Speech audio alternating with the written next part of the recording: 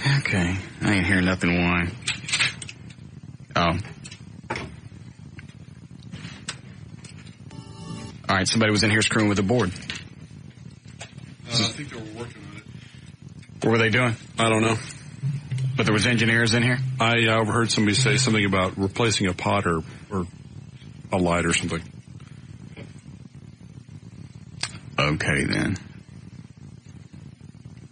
Then we're starting again. Okay.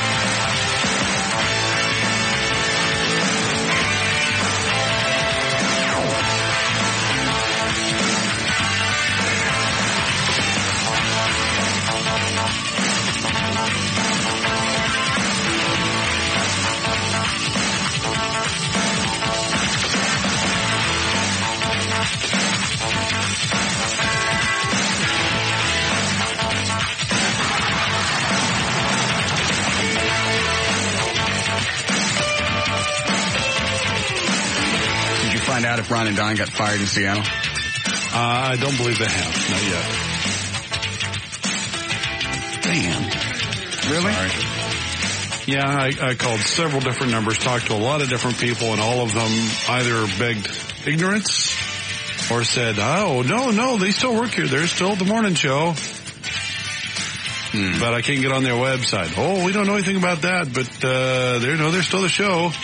Well, I can't get on your station website. It's just goes as far as the opening page. Oh, they're still here. Okay. So, I heard a rumor that they got cramped. They're about due. It's a year, isn't it? One year. Yeah. Well, it may be true, and it just they're not going to admit it till Monday when they start their morning Monday with a new show. You know, some stations won't do that. They don't like to reveal what happened. I would make a party out of it. Just have a little ceremony where they put their bicycles on top of cars and drive them under the passes. They get sheared off right there at the spokes.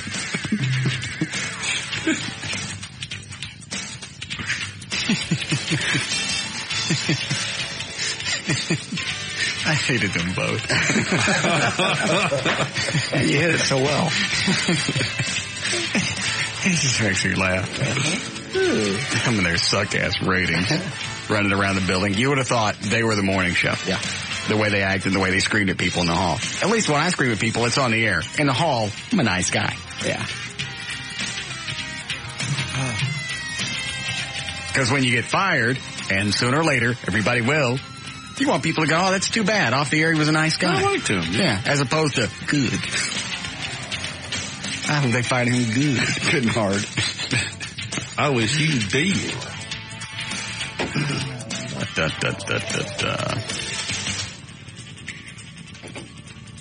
Protesting lady from today. I'm looking at the computer screen. Oh, is that chick that wigged out today? Oh, good. Hi, Jill. Hi, Russ. How are you? Doing good. Good. I hear that you were protesting the station today. Yeah, a man named Bob McNeil told me you wanted to talk. Yes, I heard that you'd stopped by a station appearance and had just absolutely pretty close to come unglued. Yeah, yes. I did. Would you like to share your story with me? Well, let's preface it with the morning show that I was listening to. Mm-hmm. Were you listening this morning about 9:20? No, I don't listen to this station. Oh, okay. I don't. No, in the morning you're busy getting ready for this show. Sure. But that's not why I don't listen to the station. Why don't you listen to this station? Throw a dog a bone. I find it foul and disgusting. I do. I can't listen to the station. Really? It makes me sick to be here. Yes. Oh. No, I'm working in the morning, so I don't have time. What was it I missed this morning that upset you? The thing that upset me, I guess I should preface it with how... Have you calmed down since today? Because they said you were literally running in circles and lifting up off the ground. Really? Yeah. I don't know. I guess. Were you screaming at people in their faces? I guess I've calmed down a little bit. Yeah. Yeah. Yeah, I was kind of hoping you'd still be upset. Oh, really? I'm so sorry to disappoint you. Well, this is not certainly going the way that I was hoping. No. Well, I mean, now you sound like a nice lady with, you had a slight problem with the station. The way they described it today, because I started getting phone calls at home. It didn't have nothing to do with me. They went, dude, there's this chick protesting the station, and she's upset about something Stern said, and she's screaming at people in their faces. We think she's going to set herself on fire. Didn't you get posters and post them all over the place? Sure, yeah. Oh, okay. Oh, good. Yeah, that was me. I don't think this is the same lady. You sound too nice and well-adjusted. She's bipolar. Are you bipolar? Sometimes. Are you really? No, I'm kidding. Are you on medication at all? No. Okay. You can't be that wiggy at 10 and be nice at 3. Yes, you can. Shut up, Everett.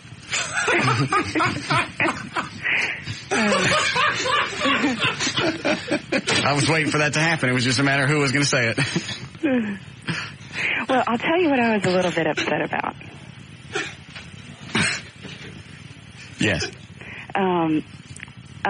When I drove by this gas station, I saw 105.3 and this great big RV thing, and I thought, I'll see what they're doing. So you're not a normal listener? No. Oh, okay. No. And will you be one from this day on? No. Not even to this show? No. You don't find me delightful? Well, maybe, you and I could just build a relationship right here, and I just might turn. I don't know. Look at this. All right, so you're driving down, and I don't even know what. It doesn't matter where you were. So you flip on the station, and you hear what? I hear a girl telling her story about being molested by her dad. Uh-huh. And at the beginning she's talking about, he would just come into my room, and I was trying to scare him off this time by leaving my mouth open for him. And he went ahead and kissed me, and instead of him seeing... Was this Robin? I think I'd heard stories before that she'd been molested by her dad. Yeah. Was that who it was? It was Robin. Okay. All right, so obviously you were disgusted, and you flipped the radio off, and you continued down the road. No. Jill, why would you continue listening to something that you found offensive?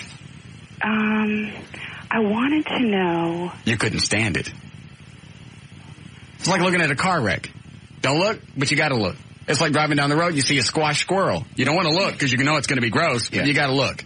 Yes. Even though you know what a squash squirrel looks like. Yeah. We've all seen them. Yeah. I think you're right. Okay. I think you're right. That's what our show's about. We're squash squirrels. So anyhow, the girl continues that, this is... See, when they called me today, they called me at home. Bob is going, this chick is absolutely out of her mind. She's screaming at people. She's in promotional people's faces, screaming at them like this far away. Sponsor's face. She ran to go home and make posters and post them up and down the street. Yeah. This is not the same woman. I mean, it is the same woman. Well, I mean, she sounds too nice now. She's bipolar. You think? She was nice. She was whacked this morning, and now she's calm. Yes. It sounds like we've gained a new friend. Yes. Until she turns on you. Yeah. I was kind of hoping she would protest us. Go show us what that would look like. See if you can't get her twisted. And the female DJ who's reading her own story was laughing. And then it turned to she wasn't sure how she was supposed to feel about it. And every 20 seconds, the man DJ would break in and just joke around. That would probably be Howard. Yeah. And then she said she went. Wait a minute. Well, how long did you listen? From when to when? I think this happened about 9:20. And you listened for how long? Well, as long as it took me to turn my van around. Yeah. And did you go home and make signs? No, I just went and bought some poster board. Were they nice ones? Well, kind of. But let me finish my story. Okay. I'm sorry to interrupt. Go right ahead. You really think she's bipolar? Well, she has turned her van around. I'm confused about this time frame. It was Howard, but it was the midday show. No, it was Howard. Okay. At the dining room table. he has her sit on his lap, and she listened to this whole thing. Right. And she's probably been molested, and that's the whole deal. You think? Yeah. That's why it hurt her so much. The word out. But she's not even screaming. I want her to scream. She will. You think? Don't get twisted. You can. Yeah, if anybody can. Yeah. You can. I feel bad for her now. I get fat because there's money in it. I understand. Did you hear the part? No, I didn't hear anything. I don't listen to this show. This station. Okay, did you I don't even listen to this show. Did you hear the part where he stuck his finger? Mm-hmm. No, I didn't hear it. Okay. I'm sorry. I guess I got cut off for a little bit. No, I heard. Oh, you mean when you were telling the story, I thought you meant, did I hear it on the air? Okay. No, I did not hear it on the air. But yes, I just heard it when you told it to me. Okay, so he sticks his finger in. Mm-hmm. Then that's when I stopped. Mm-hmm. And that's when I went to the gas station. Mm-hmm. Low on gas? Excuse me? Never mind. So, I was just, I was sure that the people working around this little RV didn't... Was there any particular reason that this story that they were telling affected you? Was there something that happened to you as a kid? No. Okay. You just didn't like the content. I think the reason that it bothered me is I have a daughter. Yes. And that's probably what bothered me. But then after I... Well, was your daughter with you? No. Well, then why would it bother you that you had a daughter? Well, just that... Your daughter didn't hear it, right? No, it's... And you never would let your daughter listen to anything like that, right? No. All right, so you wigged out. Why? Because I was low in medication. I can't believe that this kind of stuff is on our airwaves. Yes. So... It's free. Yeah, we don't even charge for it. Yeah. So then I was listening. Man, I just really thought when she was going to call today, she was going to be spinning in circles. This is really pissing me off. Sorry. Well, very disappointing. Build up to just keep messing with her. Nah, I don't want to. Did you hear that? Yes, I did. I'm standing here in shock.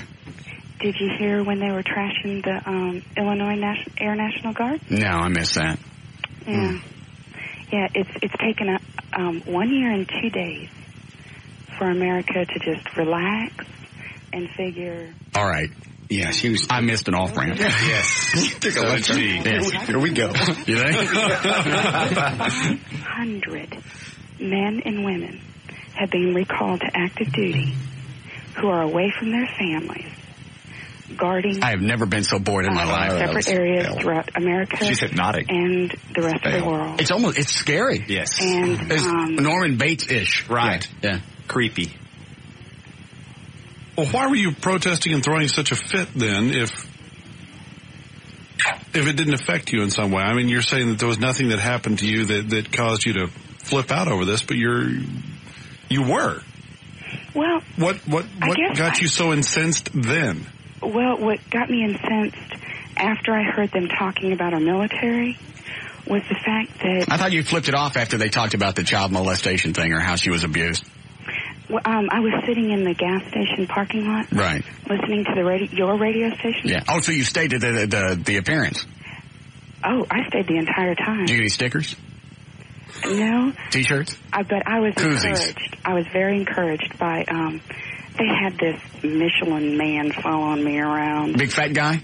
No, he was like, he wasn't fat. He was just a big guy. He wasn't fat. He had muscles. Oh, that was Rob. So he was great big neck. Yeah. Yes. So he's following He me. actually stores food in his neck. Yeah. He does. Yeah, for the winter. Yeah. So, they have this guy. All right, what's the story on this chick? Because she's not, is this to sound like the same chick that wigged out with you today, Bob? Yeah, because she would go through periods of this. She would go through periods of being very sedate and relaxed, and then 2 minutes later, crying, weeping, screaming. Oh, I don't want to hear her cry. So I don't. But, by the way, there was no mention of the military on the Howard Stern show this morning at all. That's coming from... Stop. Well, I certainly would like to apologize to you on behalf of CBS, KYNG, and the rest of the free world. And possibly some black people. Are you editing out the parts you don't want everybody to hear? Which parts? I don't know. The sound changes when It's our poor equipment.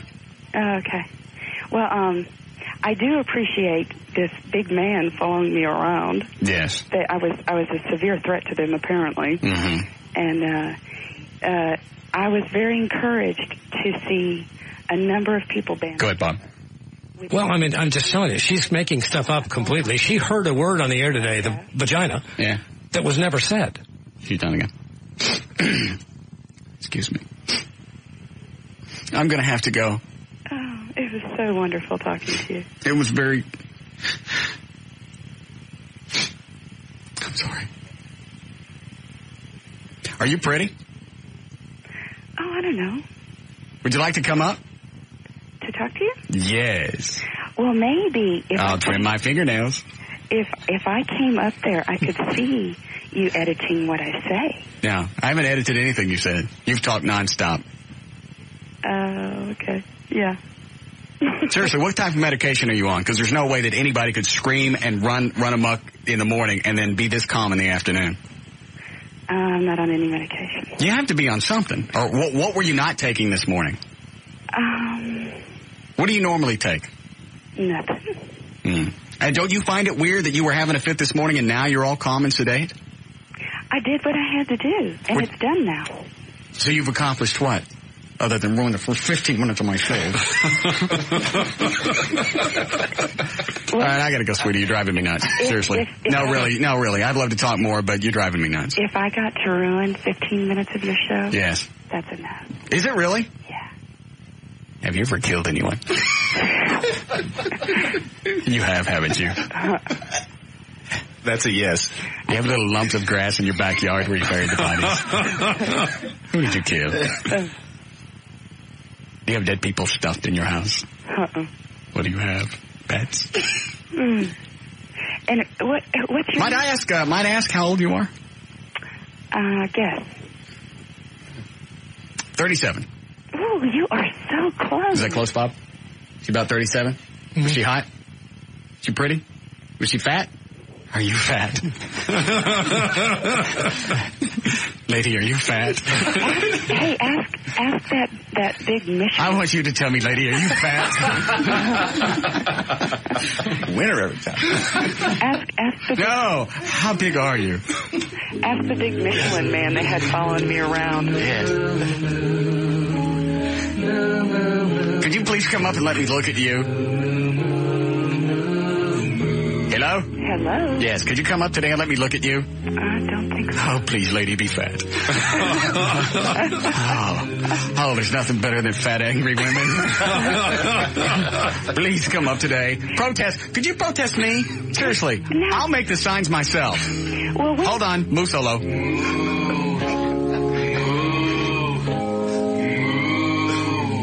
All right, my mistake. Go ahead.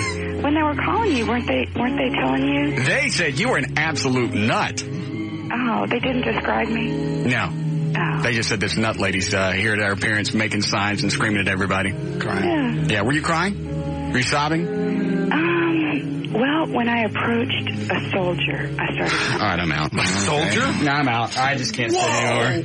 Whoa! There were soldiers there? Approached a soldier. What's this appearance this She far? was on another planet, apparently. She was this far what?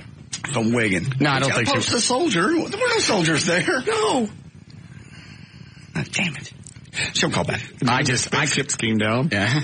Wow. She'll call back. And then I had to leave because my butt probe fired. And the mothership landed. Oh, man. I really thought at the end I was going to get her twisted, especially since she turned out to be fat. Yeah. 5'6", about 220. No! Yeah. Oh, why didn't you tell me that? Well, now that she's found our station, though, the medication will wear off. Oh, yeah. She's got the number. You really got to be on something. Oh, sure. If in fact, the way that Bob and them were describing it this morning, There's only about 100 witnesses. I got emails from Rob because Rob can email from his cell phone. And he goes, dude, you're not going to... Oh. Yeah, sweetie? I'm here. Yes, I'm sorry. Yes. I have the radio on in the back. Yes, of course. And I heard a guy say, after I got cut off, I heard a guy say, there was no soldiers there. There were no soldiers there. Yeah, there was a Marine E5. In for 4 years, has a young daughter. Oh, you mean somebody that stopped by the appearance? Yeah, to get free gas. Not in uniform, of course. In uniform. Okay. Yeah. He's a recruiter in Plano. Hmm. Yeah. And then you guys were nice enough to trash the military. Who trashed the military? It would have been when I was driving home.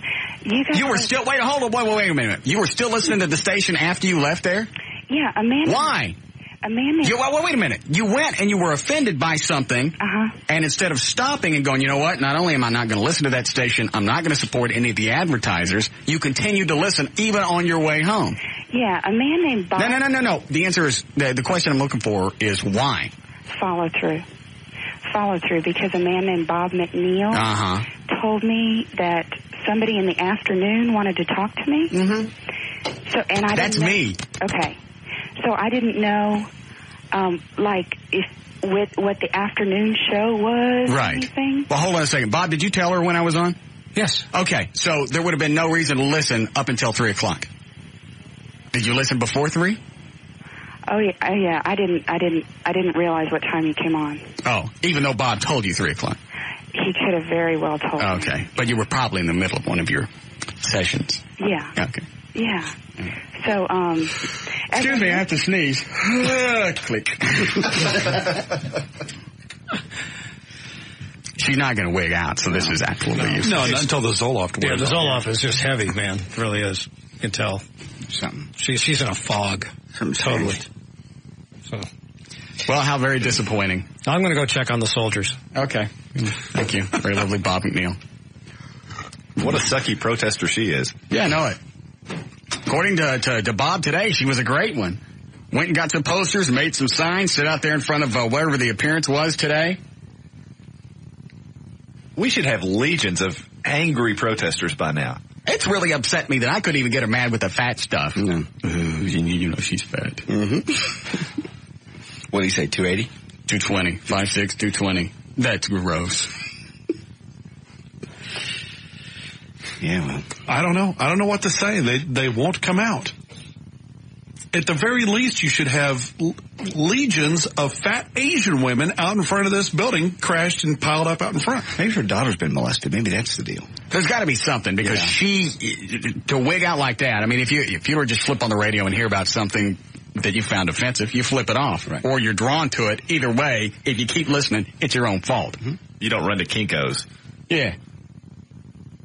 You just go, what a disgusting station. Well, I can listen to that.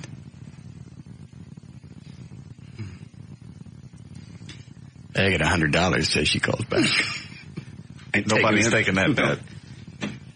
She takes her big fat hooves and gets her big button phone and calls back. All right, Eddie, we need a break before news? Yeah, sure. Okay.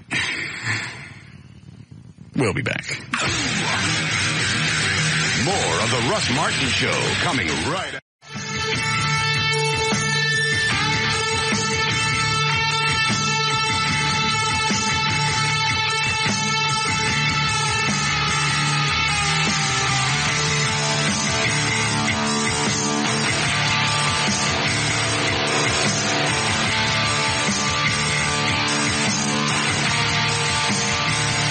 Let me see it. The bottom song? Yeah.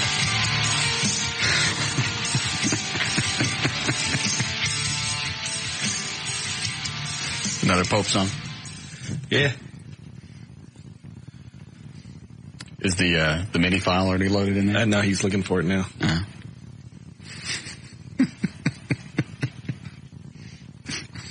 Yeah, that'll push Bob over the edge. How's it going?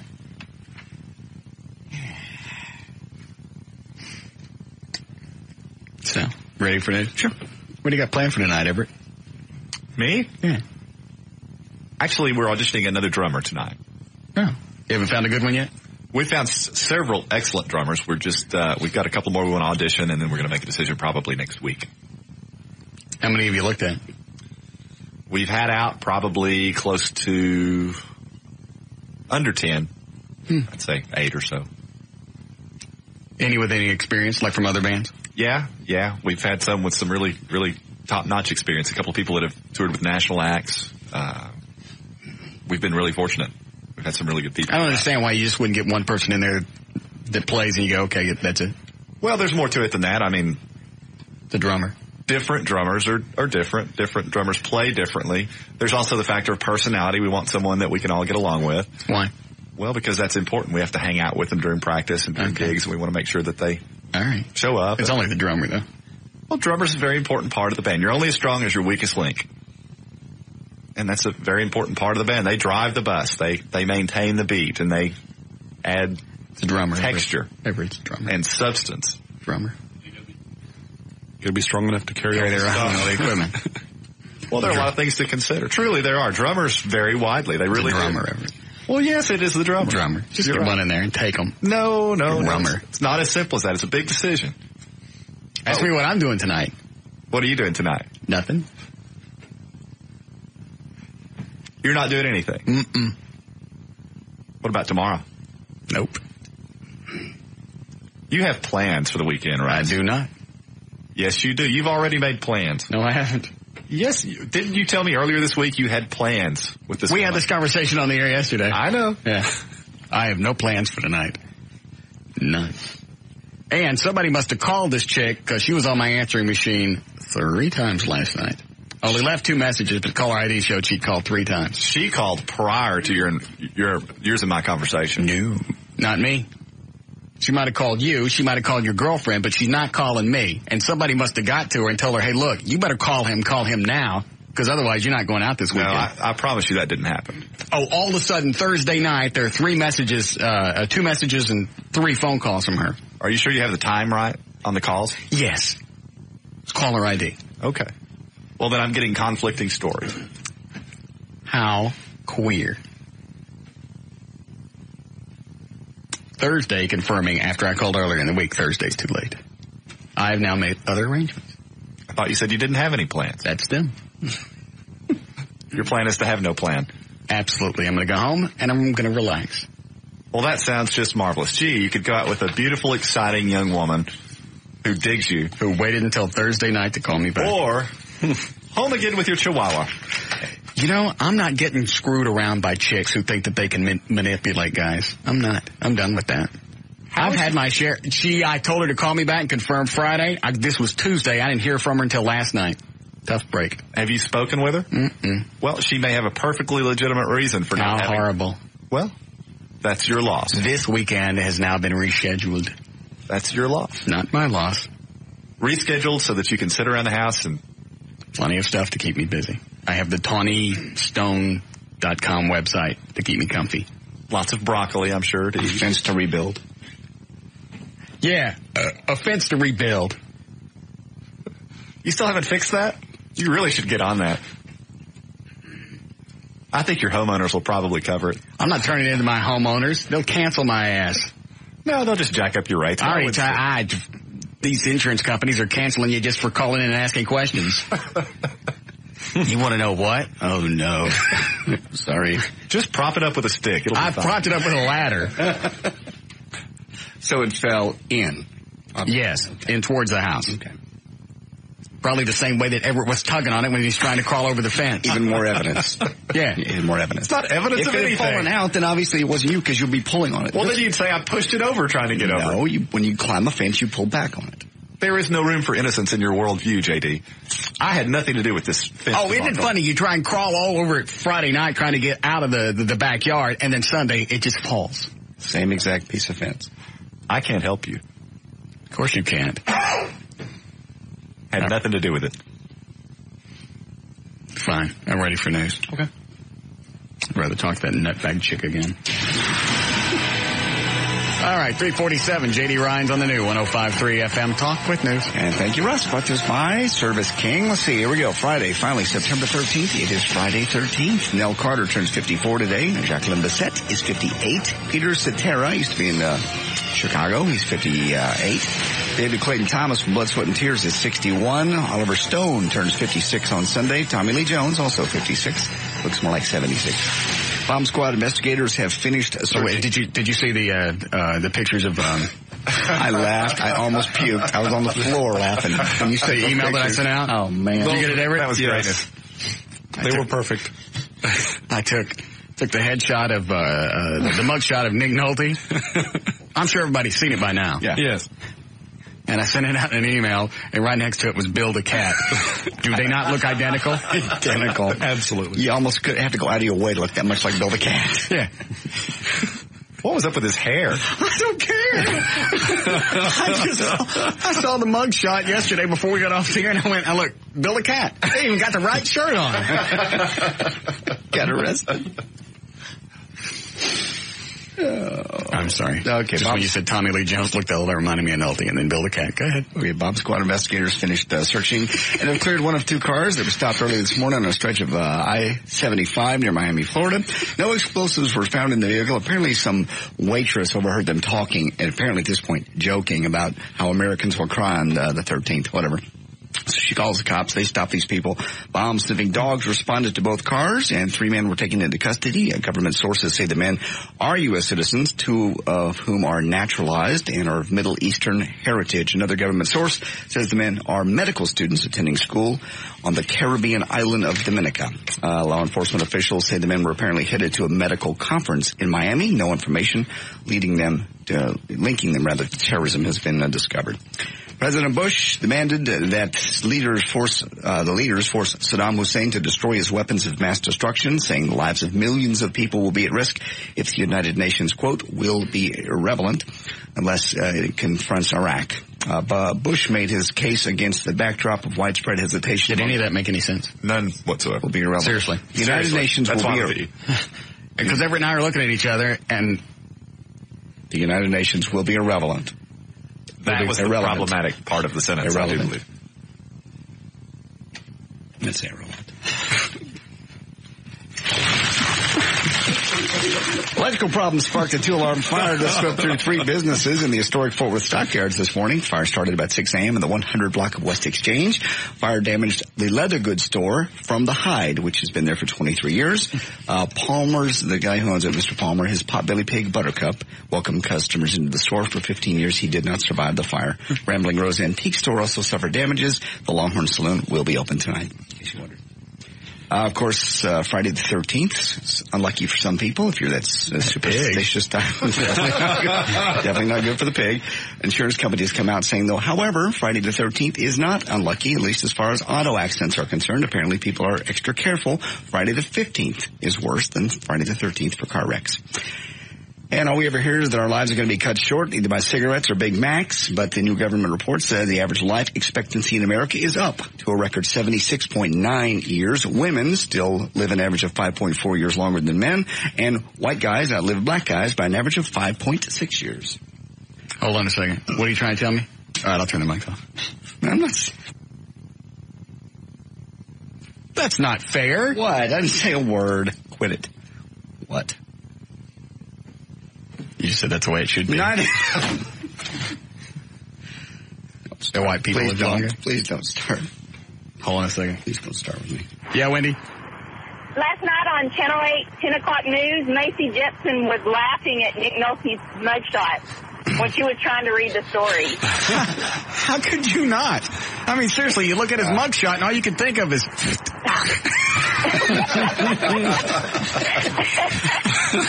I just thought y'all would want to know.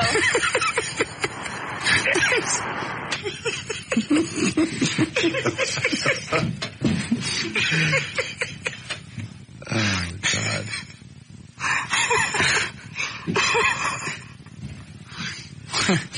When I sent that email out to just everybody on the afternoon show, my name is also on that list, so I always get back whatever I send to you guys. Right.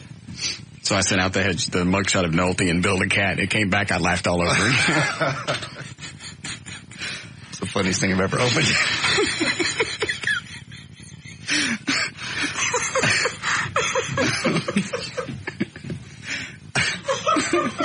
You should post that really somewhere. I was going to, but I don't do my website anymore. I don't know how to do it. Oh. Okay. Send it to whoever does. Bids exceeding $40 million. Hold on a second. Dan, can you put stuff on your website from up here? Not from here, no. You can send it to Chris at VertBiz, and he could throw it on there. On your website? Yeah. Yeah. Okay. Do you still have the email? Yeah. Okay. I'll forward it to him. Forward that to Chris at VertBiz and have him put it on danlewis.net. You got to see the 2 pictures side by side. You do. It's amazing. God, that'd have been hilarious if just last night during the news when they had his picture on, just somebody in the background go.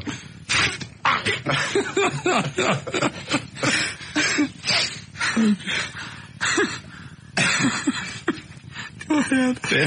Bids exceeding $40 million for a house where Kurt Cobain lived as a boy. We're not serious. Since the house with white trim was offered on eBay last Thursday, high offer from a serious bidder was $210,000, which is $10,000 over the minimum bid.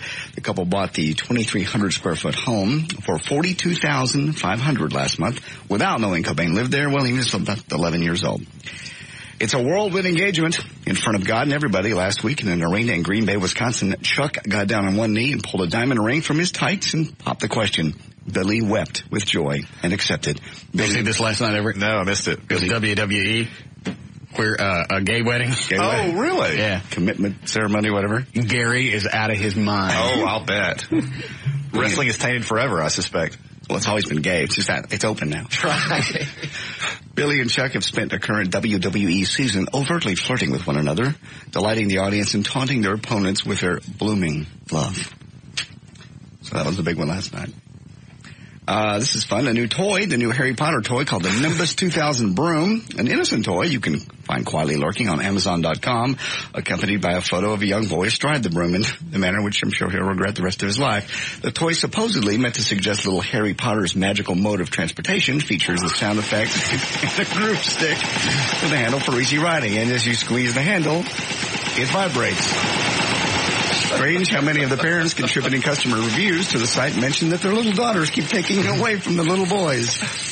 Quote, my 12-year-old daughter, this is off the review site, my 12-year-old daughter is a big Harry Potter fan, so I decided to buy her this toy. I was afraid she would think it was too babyish, but she loved the toy.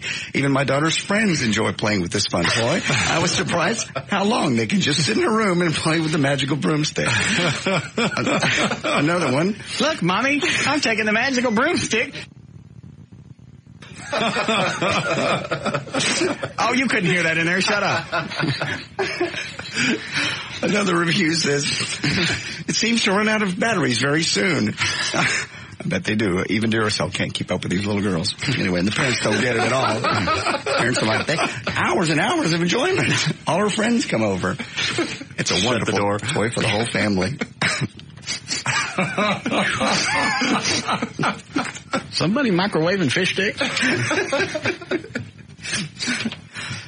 All right, here on cut number one. Movies coming out this weekend. Barbershop with Ice Cube.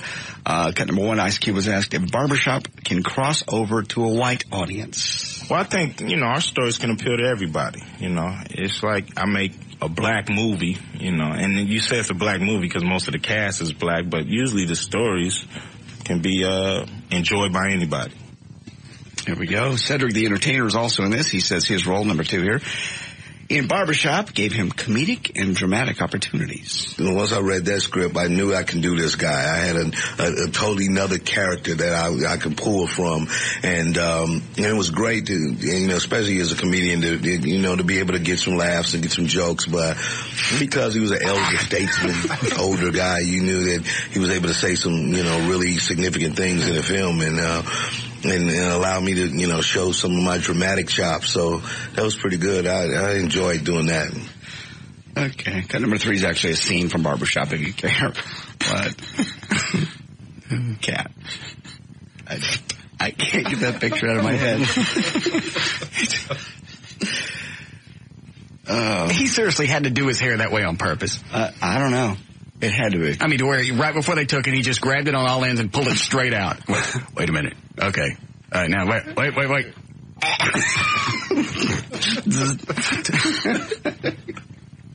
am I playing? That's the scene from Barbershop with Cedric the Entertainer. Eddie, not only is what you're saying not true, it is wrong and disrespectful for you to discuss Rosa Parks in that way. Wait. Exactly. Hold on here. Is it the barbershop? Is it the barbershop? Yes, it is. It's the barbershop. Wait, I mean, we can't talk straight. Why does this sound like a scene out of Eddie Murphy's Coming to America? Because it is. When they sit there going, hey, barbershop! Identical. In the barbershop, then where can we talk straight? We can't talk straight nowhere else. This ain't nothing but... This is Coming to America. Mm-hmm. Yeah. Where Eddie Murphy is talking back and forth with long fingers. Mm-hmm. Identical. I saw this on TV. Healthy conversation. That's all. You gotta tell who's the pop down. Man, ain't nobody exempt in the barbershop. You know that. Ain't nobody exempt. You can talk about whoever. You want to in the barbershop. Other movies, here's a guy whose career just will not end. Tom Green has another one called Stealing Harvard. How did this happen? I don't know. And he was on, Jay Leno again the other night, explaining why he got drunk the last time. Got drunk where? He got drunk on Jay Leno. One time he did like 12 shots of Jägermeister in a row. I got drunk on the set, supposedly. I could see after being a professional comedian for 20, 30 years, maybe I'd want to try something different. But, right now I'm still having too much fun being an idiot. Oh, good. Okay, John Walsh has a new show called The John Walsh Show. Got number 5. He was asked what kind of guests. Have you seen it? I have seen the trailers, and I've seen little bits and pieces. This thing is horrible. I know. I mean, it's I don't know what the hell. This is John Walsh, America's Most Wanted John Walsh, right? Yeah. Right. What does he do? It's all this week, and the only reason I know is because I go back from 4 to 8 to 11 watching the news, and it's on at noon. So I have to go buy it when I'm going to Channel 4. And every day this week, somebody's been crying. Every single time. I'm sure part of it's 9/11. I don't even know what the hell was going on today. So did they blow out the other half? Is that what came on at noon before? Yeah. Okay. Is it a talk show? Yes. Oprah? It looks like it is. That's cut number 5 explains what kind of guests he'll have on the John Walsh Show. Ones that suck. Cut number 5. They would get better ratings if they just took that mugshot of Nick Nolte and left it up for a half an hour. Yeah. Nobody would turn away. You couldn't. A lot of different kind of guests. For example, it'll range from, experts on certain things. On one show, I've been talking a lot to Ed and Lois Smart. They're the parents of, little beautiful Elizabeth Smart, the girl missing in Salt Lake City. They haven't left their house since she was missing now for almost 3 months, but they came here to New York City to be on my show. So I'll have guests that probably won't go on other talk shows. That's a real honor to me. He's also going to continue doing America's Most Wanted, he says, and tomorrow night on Fox is the season premiere of America's Most Wanted, and he talks about that. Number 6.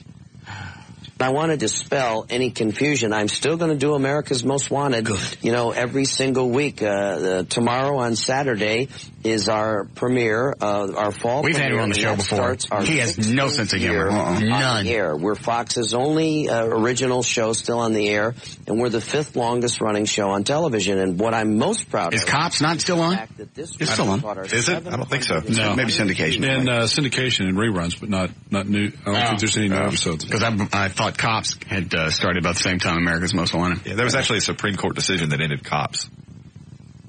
Why? Because I know we talked about this, but I forget why. Because they ruled it was an invasion of your right to privacy. Have those people right along. Well, but you can't get on TV unless you sign a release. Well, what was happening, I think, is that the cameramen were riding with the police and filming people prior to their cases having been adjudicated. Yes, they're under arrest and so forth, but the Supreme Court ruled that was an invasion of their right to privacy, which effectively ended. Well, but if they didn't sign a release, then they wouldn't be on television. I'm just telling you what the Supreme Court said. I'm just telling you what the legal, what you have to do. You can't just shoot somebody for an entertainment show and not get them to sign a release. If they don't sign it, then their face gets blurred. Okay. It died. I believe you. I'm just telling you that's why Cops is not on. 2 shows, John Walsh and the Dr. Phil show. Jesus. I haven't seen his. It's just pathetic. What does he do? He's a male Oprah. He's a spin-off of Oprah, and he's just tragic to watch. Anyway, here's news and information brought to us by Nextel. I'm J.D. Ryan on the Talk That Rocks Texas, the new 105.3 FM Talk. Yes, Dan. According to their website, Cops, 2 episodes every Saturday night on Fox, 8 p.m., blah, blah, blah. Season premiere Saturday, September 14th at 8 p.m., 7 Central. So John Walsh is a liar. Bastard. Is the Bill the Cap thing on your website yet? Not yet. Okay. DanLewis.net, right? Yeah. Waiting on Chris. Okay.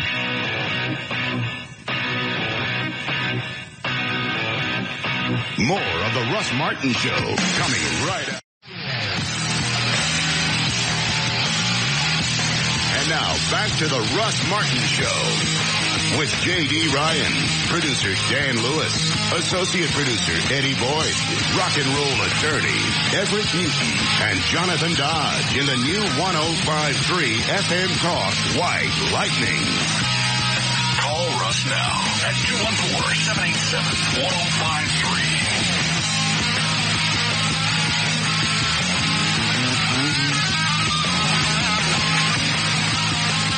Hold on, I want to hear the break in this song. Here it comes.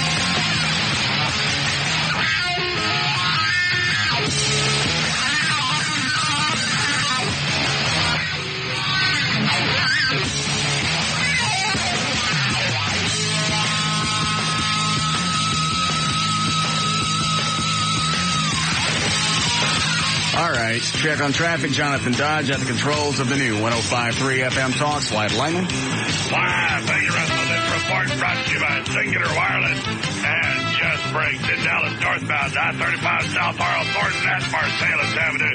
There's a disabled vehicle that's blocked in the right lane. Southbound on the Dallas North Tollway at Keller Springs Road, there's an accident. It's only causing a minor delay at this point. And on eastbound Highway 183 at O'Connor Road, there's an accident. That one blocking the two left lanes, causing a heavy delay. And finally westbound Highway 183 at Story Road, an accident. That one blocking the right lane, causing a backup to Texas Stadium. This report brought to you by DuPont Stainmasters Carpet. Got a lot of heavy traffic in your busy home? Get a DuPont Stainmaster Carpet. It's the carpet that stays looking great, even in the most congested areas. That's traffic. I'm Jonathan Dodge. And the new 105.3 FM. Lightning. Thank you, Jonathan. All right, partly cloudy. 71 for the low tonight. Going to be some showers coming in the morning, carrying all the way through Sunday. 90 should be the high tomorrow. We're at 91 degrees now at the Talk That Rocks, Texas. The new 105.3 FM Talk. Who brought food today? What are they handing out in the buckets? Hannah's Off the Square Restaurant and Wine Bar. What kind of food is that? What kind of food is that? He's asking what kind of food you got. What kind of food is that? The best food, French food. Dallas Fort Worth Denton area.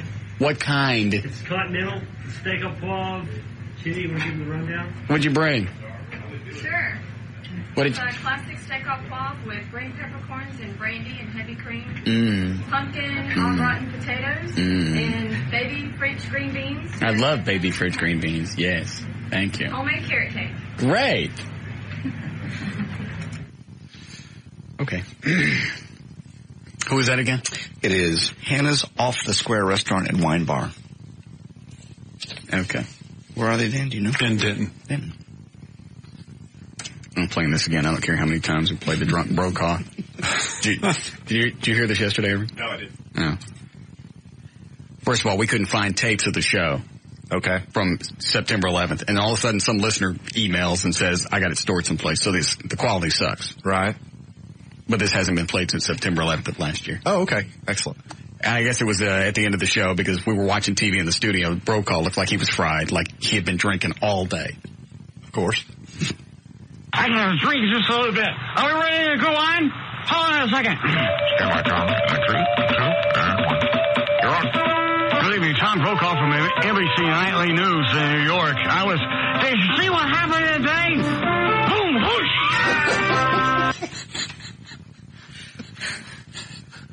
No, you didn't, really. Oh, yeah. Weren't you here last year? No, actually, I wasn't on 9/11. Wasn't here on Tuesday, 9/11, no. No. Oh. I know I was, and it wasn't here. Where were you? I was in a mediation. Really? Mm-hmm. You hear it again? Yes. Boom, whoosh! That was weird. That just left me kind of weird feeling. Get that Connie Ching in here. Let me get some sex going. That's Connie Chong. Ching Chang song. Get them both in here. We'll pull a train. There you go. Our moment from September 11th of last year. It's always nice to reflect on somber times. Hey, last year sucked. We could have been bitching and moaning and crying at the end of the show like everybody else. You're right. It was very surreal. Go ahead, you're on the air. Hey, what's going on? I wanted to argue with Everett. About? The Supreme Court deal, the precedent that was handed down by the Supreme Court with regard to show cops. Okay, go ahead. Okay. I thought that I was under the assumption that the precedent that was set down was based upon them not being able to film in somebody's residence, not out in public. Okay, sure, whatever. You win. Congratulations. You went to better school than Everett. You don't really care, do you? No, I could care less. I don't either. No. Yes, Jack? Russ. Oh, wait a minute. Dan just said Cops is still on. Yeah, the premiere episode tomorrow night, 7 Central. So maybe they had to change something. Yeah, maybe they're blurring the faces now. Well, they've always blurred the faces. If you didn't sign a release, they blurred the face. Well, there was a Supreme Court decision that affected Cops and rendered it... Obviously, it didn't affect it too bad. It's still on. Well, it's back on. Maybe they can't go in What? Maybe they just don't go in the residences anymore and they stand outside. Obviously, some sort of change has occurred because there was an opinion. Even this guy who wants to call and argue with me recalls the opinion. I didn't read it. I don't recall the exact. You said the show was off the air. It was for a period of time. It's on now. Well, good. It's back on. I like Cops. I can't wait to watch the premiere. What is it, Jack? Hey, Russ. I sent you a note about a new girl you need for your fantasy list. Did you get that? The one that's on that CNN Sports SI site? I don't know. Or just what email did you send it to? The studio. I don't know. What about her? She's just new. I know that you had Anna Kournikova on your list. I thought you might want to take a look at this one. Do you see what he's talking about, Dan? Yeah, I'm bringing it up. I'll take a look. One moment, please. I'll see if she's worthy of my crank. You have a picture? Uh-huh. That one. Let me see. Oh. Her name. Yeah, let me pull it up. Her Popova? Samoya Popova. Yeah. Samonia. Is she Russian? Evidently. I haven't read this. Strikingly attractive. She's in Bradenton, Florida, but it doesn't say. Oh, I've read about her. Let me pull it up. You see her, Everett? No. She's gorgeous. She's all right. What have you read about her? I don't want to say. Can you turn off the mics and tell us? No. She's hot, though. Well, now I want to know. It's a long article. Yeah. It looks like she's Russian. Given the name. Yeah, look. Ooh, she looks mean. She is hot. She wants to hit you with that racket. I let her do it. Bury it in your hams. I let her do it. Do I have room on my list? I want her on my list. You want your fantasy screw list? Yes. Sure, take her. Do I have room? Oh, you're going to give her to me? I don't have her. All right, do this really quick. Who's on JD's hump list? JD has Heather Graham, Jules Asner, Rachel Lee Cook, Brooke Langdon, whoever the hell that is, and Shelby Lynn. Yeah, you got to get rid of somebody if you want to add get rid of not Heather Graham or Jules or Shelby. I think you should get rid of Heather Graham. Why? No. I like her. She's hot. Okay, fine. God, this girl's hot. Who's Brooke Langdon? Is she a country singer? No, she's a model. But I'm going to get rid of her. Or Heather Graham. I don't know. Heather Graham's used up. Look at those great big eyes. She looks like those old clown paintings from the 70s. The little Hummel figurines. Yeah. She just looks like those old paintings of children with big heads. You don't want that. You need to get rid of her. You don't want any Heather Graham. I like Heather Graham. How old is she now? Because this girl's what? I don't know. I think she's 17, 18. She's 19. 19 is good. She's got a years. Heather Graham's is getting up in age. Yeah. How old is Heather Graham now? She's like 30-something. She ain't 30-something. She's almost 30-something. Is she? Yeah. Yuck. Ookie. Nasty. Well, you don't have any room on your list. I'm going to drop somebody. Oh, you want Heather Graham? Mm-hmm. Okay. You can have her. I'll take this chick. Okay. All right, Dan, you make that update? All right, so you're going to drop... Yeah. And they say here in this article that she's really good. She's doing really good in tennis. And opposed to Anna Kournikova, who sucks. Who cares? Anna Kournikova's still a piece. How come I don't have her on my hump list? This girl. Who's got Anna Kournikova? You kicked her off. Oh, Eddie's got her. You traded her, yeah. Why did I get rid of her? I must have gone queer. All right, I want Heather Graham. So I'm dropping Charisma Carpenter. Charisma's gone. I hated her album. Heather Graham. Okay. Popova. Simonia Popova. Yeah. Yeah, if you're going to bang her, spell it right. Mm-hmm. Go ahead, you're on the air. Hey, how about the girl from the movie Chase with Charlie Sheen, the little blonde girl? You know what's funny? You'd bring that up. I was watching that the other day. Yeah. I dated a girl who played her double in that movie. Really? Yeah. Which one? Which one what? Which one did you, which one that would look like her that you dated? Oh, which girlfriend? Yeah, that was a double. Tiffany. Really? I didn't know that. Yeah. They dyed her hair and she went to Houston and filmed that movie. It's funny you bring that up. I hate that bitch. I watched the movie just because any shot to where you can't see whoever. What's that chick's name? Do you know? I don't know her name. What is it? Either. Christy Swanson. Okay, Christy Swanson. Anytime you see her or you don't see her up close, it's Tiffany as the double, driving around with the stunt guy. So she was the photo double. Yeah. Yeah. So long shots and stuff like that. So you're having to watch this movie and see Tiffany, who you hate. Yeah. Well, I don't got to watch it. I don't care about her now. Yeah. But that's all she would talk about. Well, when we were filming the movie Chase in Houston, I don't really care about that. I used to date Dweezil Zappa. Good. Oh, that one. Yeah. She's that one. Okay. We had an argument one time on the Stemmons. I was taking her home. Dweezil never treated me like this. Really? Well, why did you go back to monobrow? In fact, starting now, there's the door. Look. And how much can you really brag about dating someone named Dweezil? I don't know. Still. It was her big claim to fame. It's a star thing. She was double in a movie. She also did a commercial for Kentucky Fried Chicken when they came out with some kind of skinless chicken. It was just her on the couch by herself, just peeling the chicken and eating. She'd get up and dance, and that'd be about it. She said she made like 50, 60 grand off that, just off residuals. Yep. Network commercials. Then tries to screw me out of my half of the furniture when she moves out just because she can't get along with me. She can't get along with you. I can't imagine. I came home one day for work. Stuff is gone. All her stuff.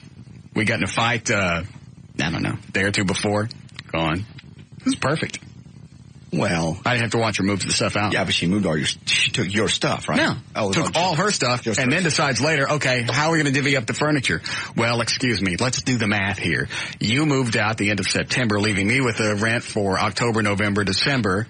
That would be about $1,200. It would be your part. Your part of the furniture is $1,200. Even. Whoosh. Thank you. I got you. Hello? Is this the radio station? Yes, listener. Pardon? Go ahead.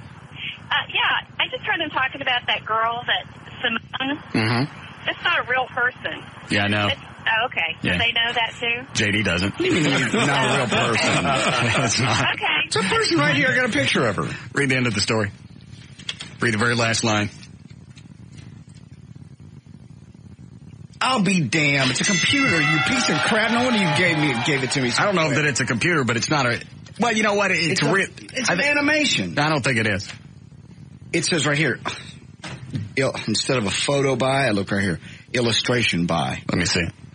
Is the computer animated? Under the picture it says illustration by James Porto.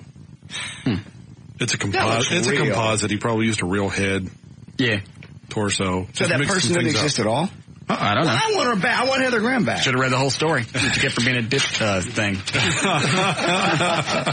I want a computer chick on my list. I got Heather Graham back. Suck. But JD, you got an opening now. Yeah. Bend over, we'll fill it. It's a cartoon character. I don't know. She looks good. It's a hot one, though. I mean, look on the bright side. Well, what is... It's articles from Sports Illustrated. Some guy sent me the link today. I believed it, so I started looking around. I was going to find other websites with her picture on it. Yeah. And I found some ABC affiliate someplace that had the real story that says she's not real. CNN There's a whole article here about how she's done. Well, that's how you get all the way. That's what you get for not reading the whole story. You get all the way to the end. I mean, they build it up how great she can be and all the other stuff, and at the very end it says, if only she were real, or something like that. Dope. Sports Illustrated stuff. You want to buy Heather Graham back? No. Buy her back. Betty Rebel's still available. Yeah. Other cartoon movies. Nice. That snatch will never go bad. Cans will never droop. I'd rather Betty Rebel. Pebbles. Bam, bam. I got Pebbles when she grew up. Yeah. Break, Eddie? I have an opening. Hello? Yeah. Yes. Hey, Russ, what's going on, Bob? Duh. Hey, I was going to ask you if you've seen that chick on the cover of the new FHM magazine, the little piece from 24. I don't think so. Oh, buddy. She is a piece. The new FHM. I'll pick it up. All right. Thank you. Toodles. Idiot. All right. Let me see who JD's got on his list. Maybe I'll swap somebody and give you Heather Graham back. Nah, you got a skanky list. Not. Jules Asner. Please. I like her. Rachel Lee Cook. Who's that? That's not the chick from Fast Times at Ridgemont, is it? I don't think so. I don't know who that is. Josie and the Pussycats. Yeah. Oh. Who? Josie and the Pussycats. Another cartoon chick. Yeah. She's real. You're on a roll, JD. He's real. Brooke Langdon. And Shelby Lynn. Okay. Did you get Marge Simpson? Big blue hair. Thanks. Grab her by the ears. Why don't you get the real Josie and the Pussycats? Give me back, because you knew it. You give me back Heather Graham. You knew it. That's not fair. You took it under false circumstances. So? Well, boy, you got me on that one. The hell can I say now? Next time you'll go to a better community college.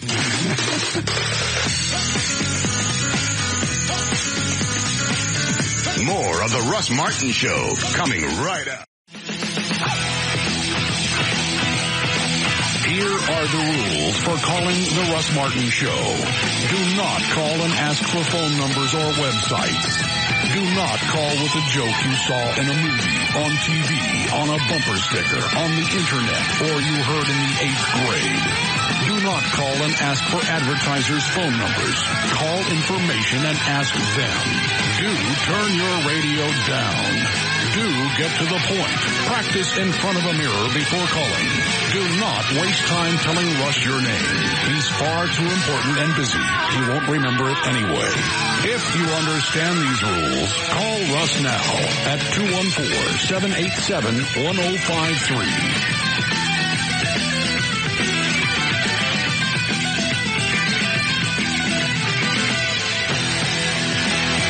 No, it's got nothing to do with L.A. She didn't call me back, screw her. Whatever. You are in denial. And I was going to say you know it, but that wouldn't make any sense. Yeah, you're right. I didn't think about that. You are, though. What is it with you and you're just adamant about, A, the horsewoman? Do you just not like to be wrong when you're setting people up? Excuse me, what happened with the horsewoman? I got drunk and I was raped. I come out of the bathroom, they are sliming all over each other. Everett, you're making me sick. Well, you're the one doing it. Seriously, people are eating out there. You were mugging down. Absolutely having your way with her.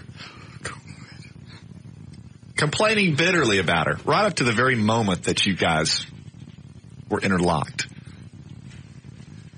Engaged in a passionate embrace. I was drunk.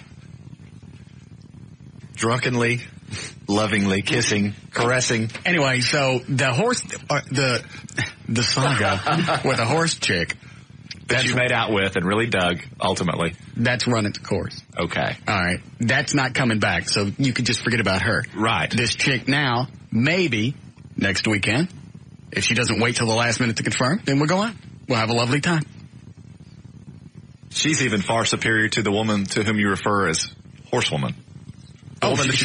She's 100 times better than a horsewoman. Stands several hands taller. Mm-hmm.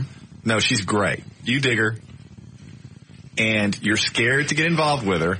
Everybody's with me on this. And normally not everybody's with me. I bet the horsewoman would return the phone call. Yeah, I bet she would. You still haven't spoken with her. You still don't know why. I don't care. And she has returned the phone call. From what you tell me, she's called 3 times. Last night. And from what I hear, she's called before that. Well, isn't it funny that you get more information than I do? Well, maybe something didn't register on your caller ID. You know, it has to ring twice for it to register. Maybe she called. Okay, let's say that she didn't let it ring enough. That means she didn't leave a message either, so I didn't even know that she called. Well, you know what? At this point, we're purely speculating. And my whole point all along has been this. Mm-hmm. Wait till you speak with her before you pass judgment.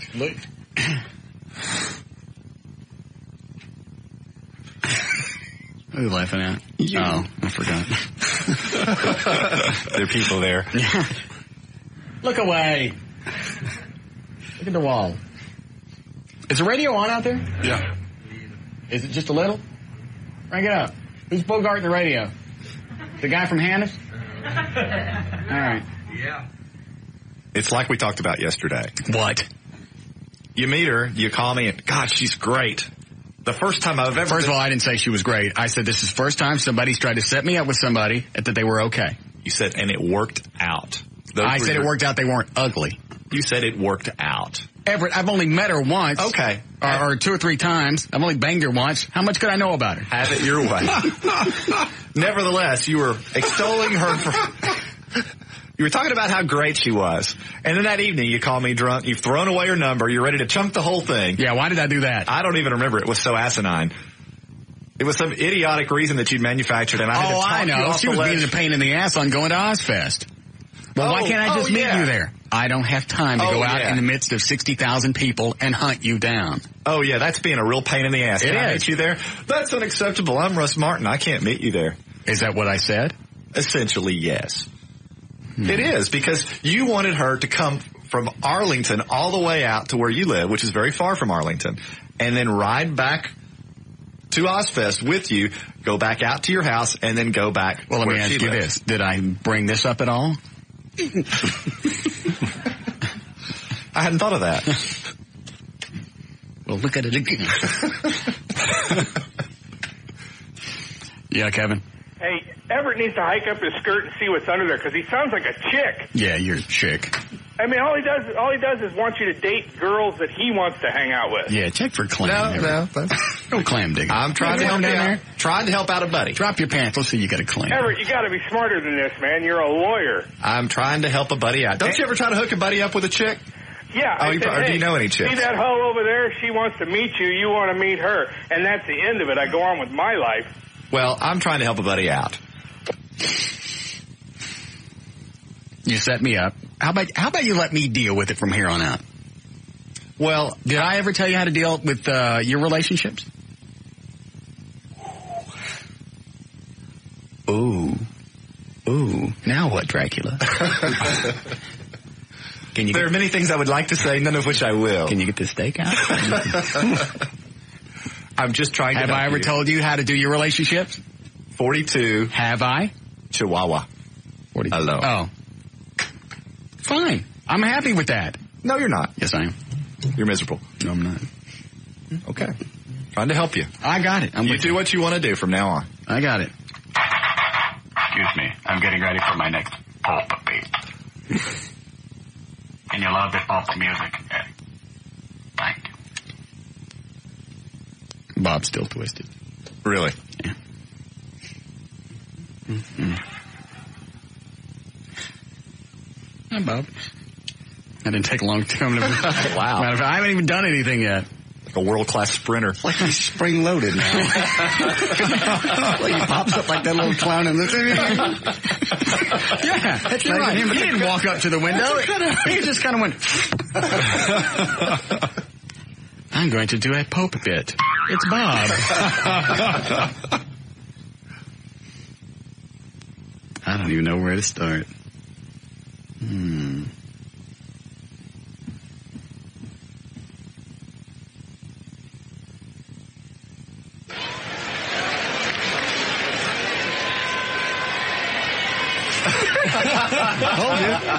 He popped straight up, didn't he?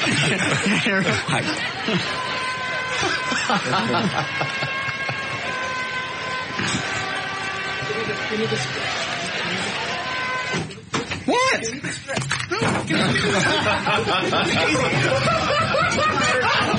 Watch the wires go.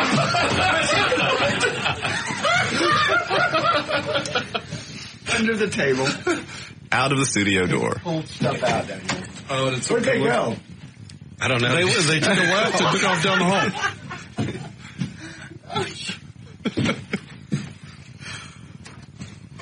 Oh, God. Open the door. Well, he's not coming back from the other way. Well, they could go all the way around. You could have gone upstairs. Got all the way up, up to the sales department.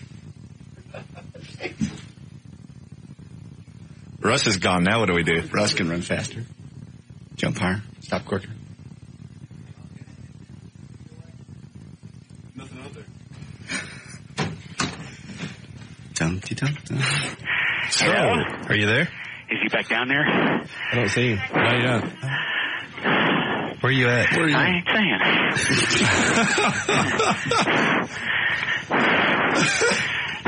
You all right? When I left the studio, my hand went in somebody's plate of food. Yeah, they're getting another one. Do you see it? Shut up! They almost gave away where I was. You don't see him down there? He didn't come back by the window. I'll see him. Unless he's just spring-loaded and we haven't seen him pop. Okay, where was I? Oh, yeah.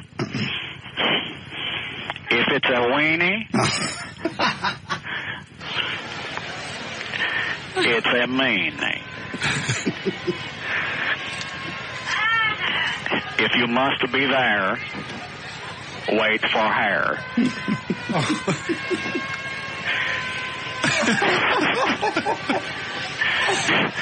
Pretty to look at, nice to hold. Once you...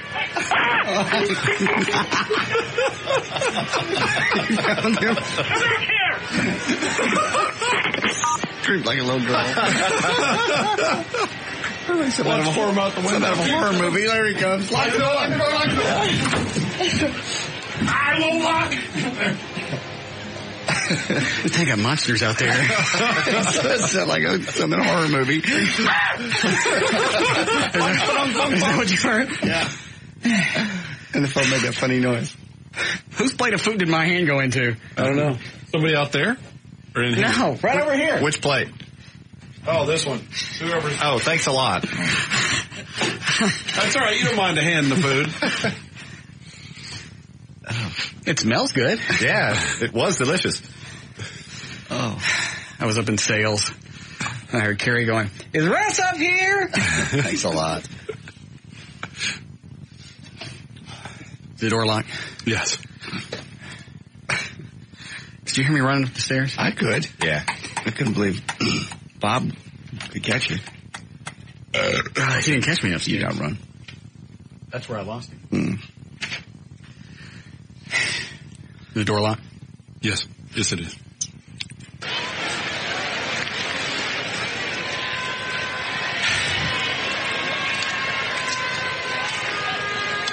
We still have the weenie problem with our church.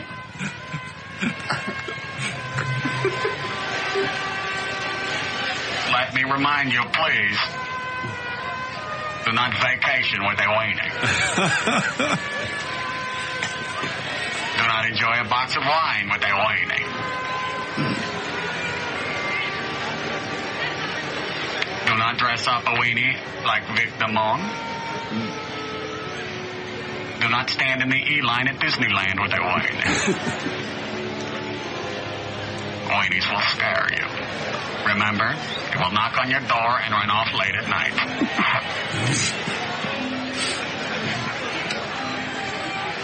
Do not sing to, taste, swear at, pet, smell, milk, ride on a puffer belly with, make sock puppets for, go on a jelly bean hunt, play Stairway to Heaven on, fly to Arcadia, Louisiana with, golf, raft, ski, kayak, eat, laugh, snore, converse, fish, confuse, wash, twist, turn, spin, dry, toss, horseback ride, conjugate verbs, or make cash payments to a weenie.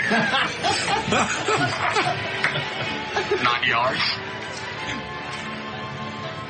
Not anyone's. And now, a weenie reminder song. We got a break first? Good, because I'm tired. You got your workout in for the day. Bob's pretty quick. Yeah. Lost all that weight. Yeah. I couldn't believe he went underneath the board following you. Did he really? Yeah. Yes. I was afraid you guys were going to pull the wires out. As soon as he came in, I went, I'm giving you my script. Fast for an old guy. Yeah. Damn. I got to go get this stuff off my hands. Although it smells quite tasty. People from, what's the name of the place? Hannah's, off the square. Oh, I'll do a quick song. Okay.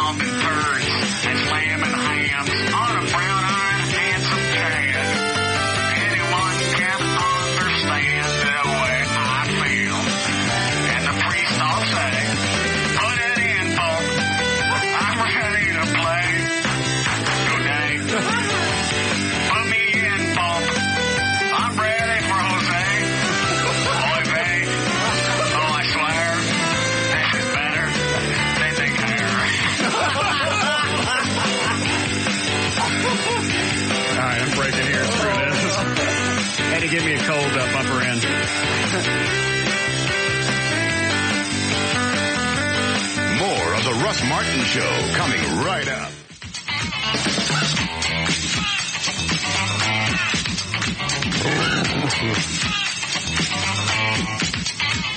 You ever open up your wallet and see a receipt for something you don't remember spending that money? Yes. Oh, yeah. Especially when I drink.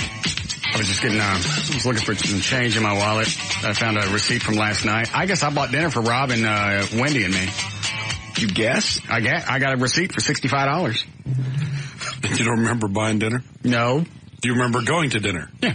Oh, okay. I always remember going. Did you believe and you don't recall? Huh? Yeah. If you drank, that's not bad for 3 people. Yeah, it is. Look on the bright side, you got off cheap. No, it's bad because he had to pay it all. Well, I hate that. Did I leave a tip? I didn't leave a tip. Okay, it's not that bad then. Won't be going back there. Well, maybe Rob and Wendy left a tip. Maybe they'll call in and complain. Yeah, who was it that called in and complained? Big Shucks. All Shucks? Big Shucks. Big Shucks. Yeah. You don't go there anymore? Oh, no.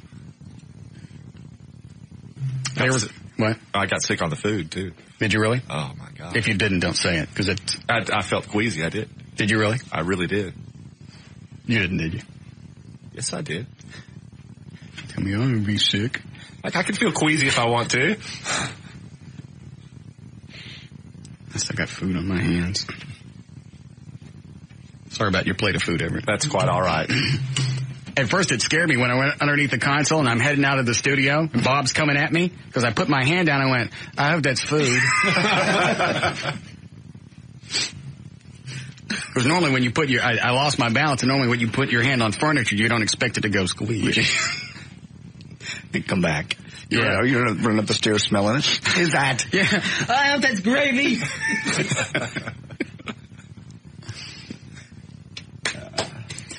All right. When was the last time we did news? About 3:45. All right. We're due then. Mm-hmm. You ready? Sure. Mm-hmm. All right. 4:56. J.D. Rhines on the new 105.3 FM Talk with News. And to us, news is brought to us by Professional Championship Wrestling. Live event every Saturday night, 8 o'clock at the Six Flags Mall, ECW Arena. And catch it Saturday nights on UPN 21 live. Flight bound from New York was diverted to Philadelphia under military escort last night after an ill woman stood up to use the bathroom, violating the new security rules put in place. The National Airlines flight from Las Vegas landed safely after being escorted, pretty much, to Philadelphia International Airport by military jets. A 43-year-old woman posed no threat. Federal authorities said her intentions had initially been unclear because she spoke limited English. The new regulations, by the way, bar anybody from standing up within 30 minutes of arriving in New York City. And the plane was nearing John F. K. International Airport when the woman felt as though she was going to vomit. And she got up and didn't speak very good English, so they diverted the plane. Now, I remember that happening on our flight, Somebody got up? Somebody stood up, and they're not flight attendant. The gay attendant. Yeah, well, I wasn't going to say it. But the flight attendant said, you need to sit down. Sir, you need to sit down. You can't be standing up right now. You have to sit down. And the guy sat back down. It was all over. They didn't arrest him. Nobody jumped him. Nobody. Well, she went into the bathroom and locked the door to puke. She got to the bathroom before they got to her, unfortunately. And then she came out and she couldn't speak very good English, so blah, blah, blah. Maybe she sat down on the toilet and it sucked her bowels out. It doesn't suck anybody's bowels out. That story happened back in the 80s. Some lady sat on the toilet and she flushed and it pulled her bowels out. There's no pressure. It did. There's no pressure. You remember the story, don't you, Dan? Yes, I remember the story. Well, it's a hoax. It's not a hoax. They had pictures of a plane flying over Detroit with that little stringy thing hanging out the back. Looks like a guppy taking a crap. You can see her ilium in the photograph. No, they don't. Stop it. It's exactly what it looked like. No. You know when you had fish and the guppies would crap? Goes right into just follow them around for a while? That's what it looked like. I've seen that. Everything goes into a little tank and they dump it at the airport. Nothing goes out the back of the plane. This one it did. It was an older model plane. Yeah. Looked like it was unraveling. James Kent Battle Sr. says he knew his eldest son was going to be a special football player, but he hasn't seen James Jr. play a down of high school football in his career. That includes quarterbacking Denton Ryan to last season's Class 4A Division I state championship. He lost that opportunity when he pleaded guilty to 6 counts of sexual assault of a child and received 15 years in prison back in May of 1997. He left behind a wife, Tammy, and 3 young children. He now wants to get out of prison to see at least his child play high school football. According to police reports, 2 teenage girls reported back in 96 that they had each had sex with Battle Senior multiple times over the course of several months. He says he met the girls in Dallas West End in 94, did not know they were underage. So he wants to get out and watch his kid play football. Just for that? Just for that. They said no. Good. He's up in arms. I'm sick about it. Federal judge has denied Rebecca Revel's motion. There's a lot of pressure on those toilets. I've seen them suck a lot of things down. They don't suck anything down. It's just a little blue fluid goes down there. I know, and it sucks really hard, and the little trap door comes open. That trap door is barely spring-loaded. Push it with your finger. I don't want to push it with my finger. People's bowels get sucked down that.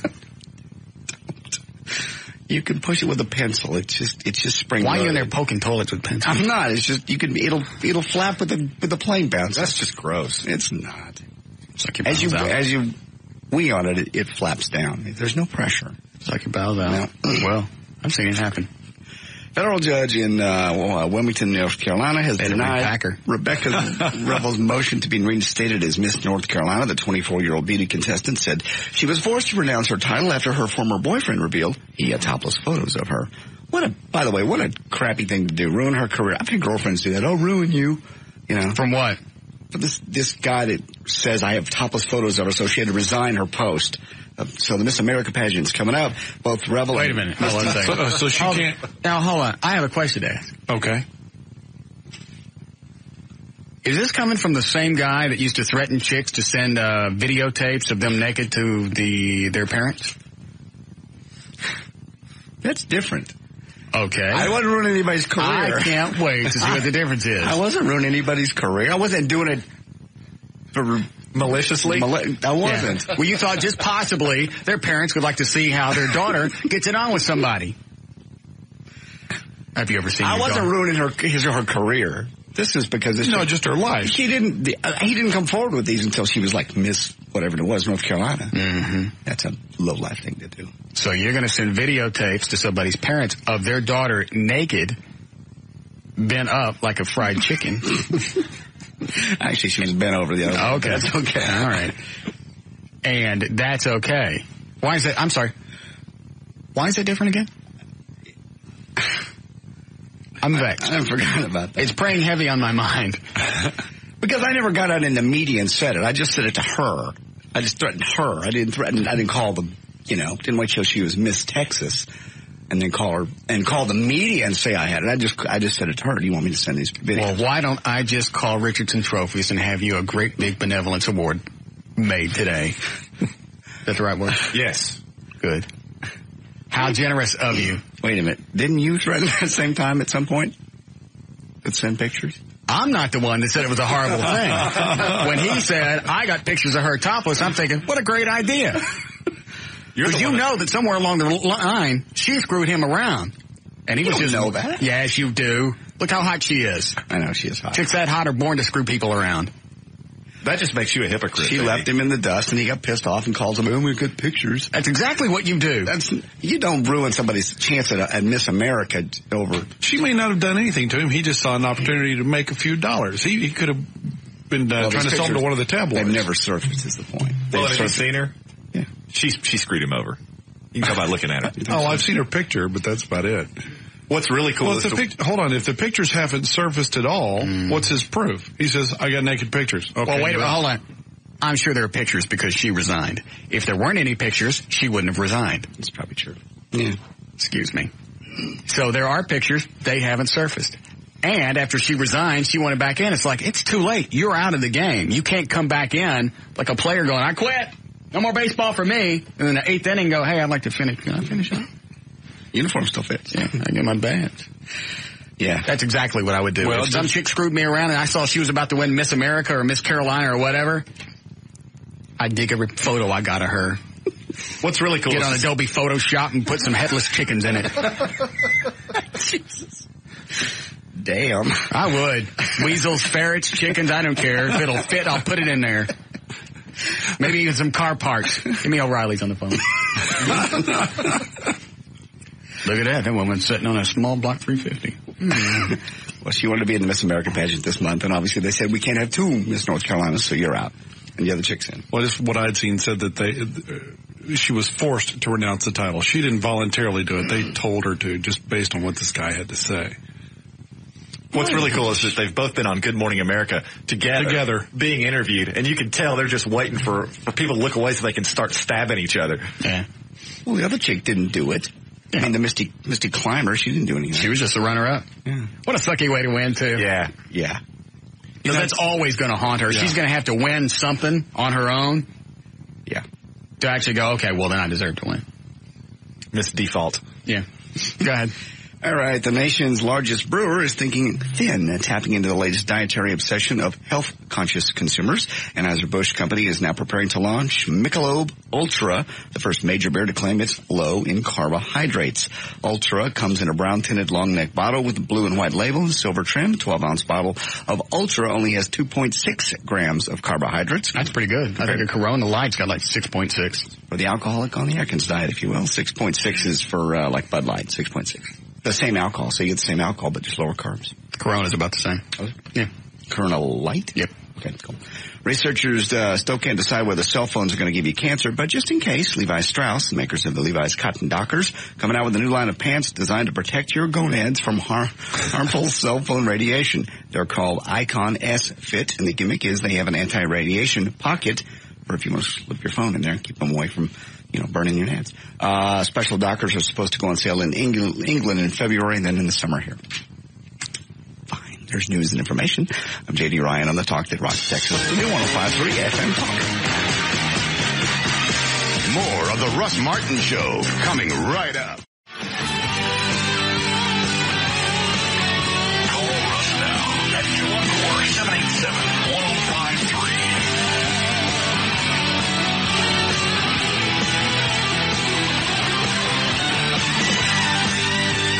All right, 514, check on traffic. Jonathan Dodge at the controls of the new 105.3 FM Talk, White Lightning. Why, thank you, Russell. This report brought to you by Taco Cabana. Eastbound, 920 just before Spur 408. There's a wreck heads only the 2 right lanes. Get through it, causing a backup to Mountain Creek Parkway. Southbound, 175 CF on at Route 12, Buckner Boulevard. There's a car fire. Somebody send me a picture. Northbound, 935 at Garden Ridge Boulevard. Watch out for an accident blocking the left lane.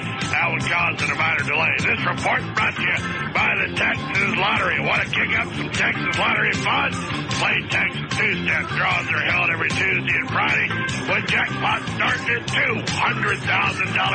Play Texas two-step today. That's traffic. I'm Jonathan Dodge. It's the new 105.3 FM. White. Thank you, Jonathan. Nice night tonight. 71 for the overnight low. Showers coming in tomorrow and on into Sunday morning. Should be 90 for the high tomorrow with rain. 91 now at the Talk That Rocks Texas. The new 105.3 FM Talk. All right.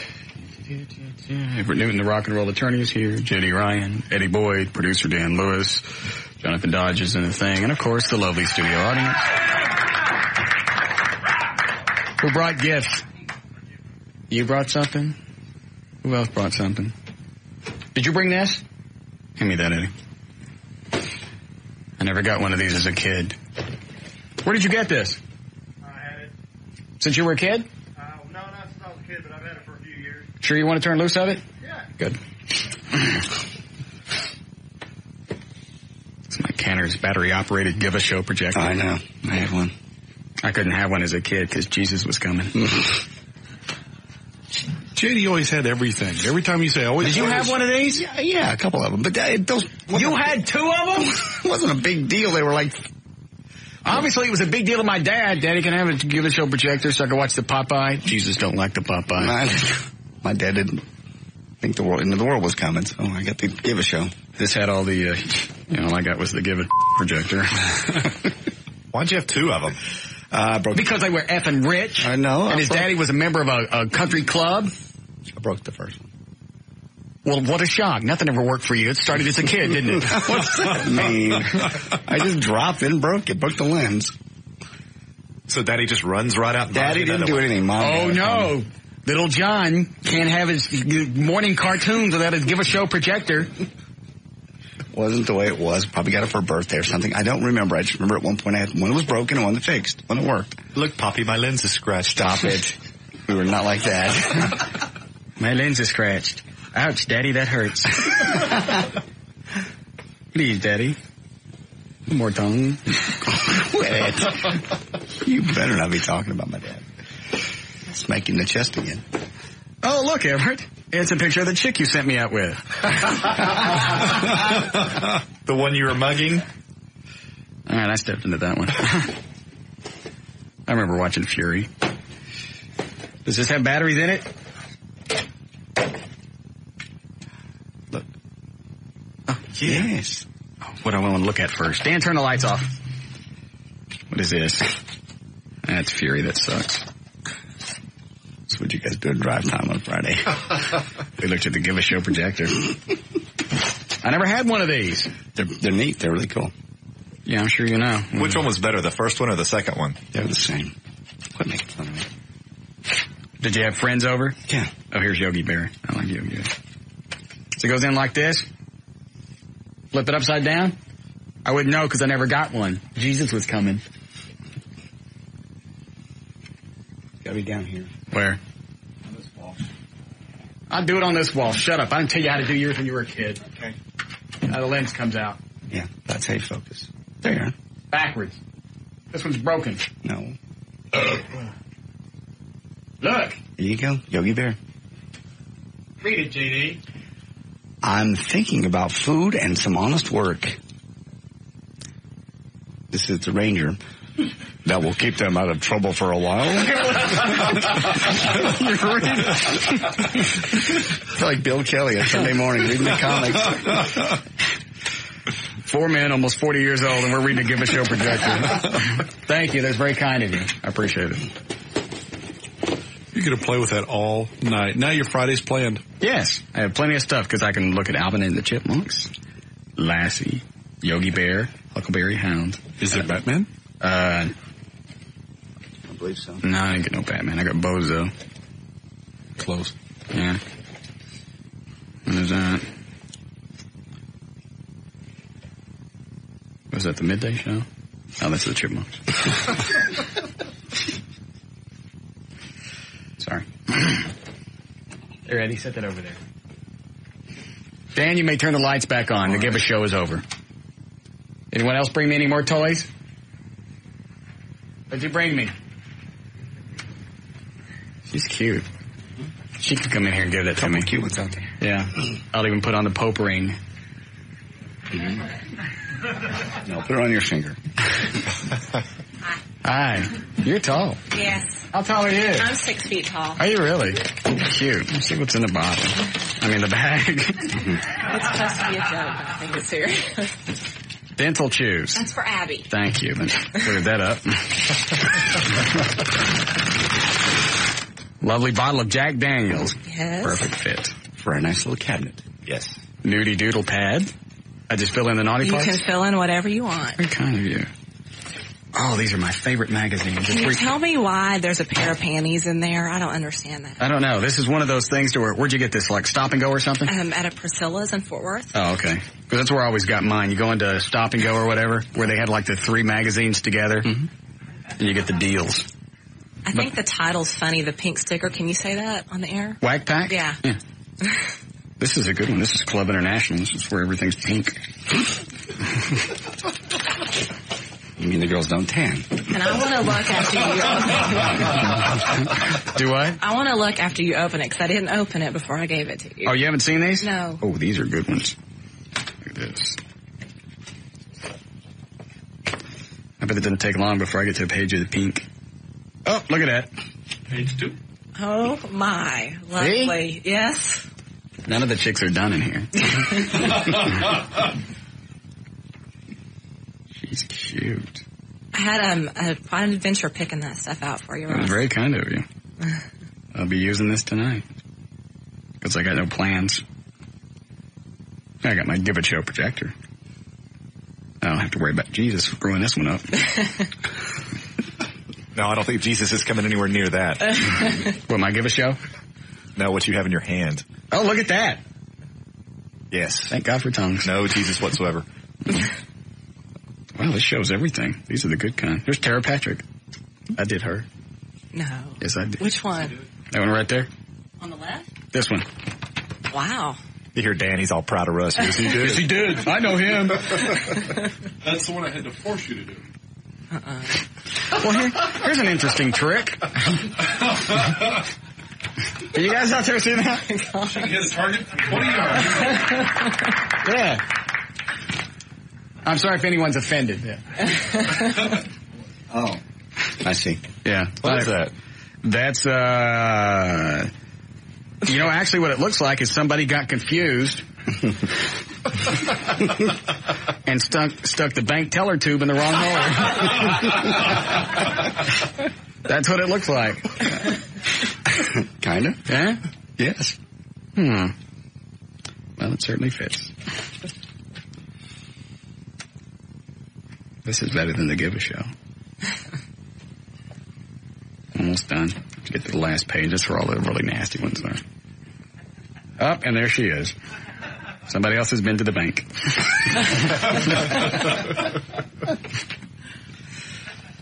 Would you like to kiss the ring before you go? I would love to kiss the ring. Actually, she would be the first, wouldn't she? Yeah. Oh my gosh, can I come around there and do it? Absolutely. Eddie Knife. You have to get down? I was wondering if I needed to get on my Yeah, she'll do it. Oh, why don't we have a camera? Okay. Kiss it. Are you serious? Kiss it. Notice she doesn't say no. Oh, well, I'm a huge fan. You just don't miss. Thank you. I really would have done that. Would you really? Well, let me put it on this other thing. The ring's almost big enough. Okay, go ahead. Okay. Thank you. Thank you. All right. You're right, Everett.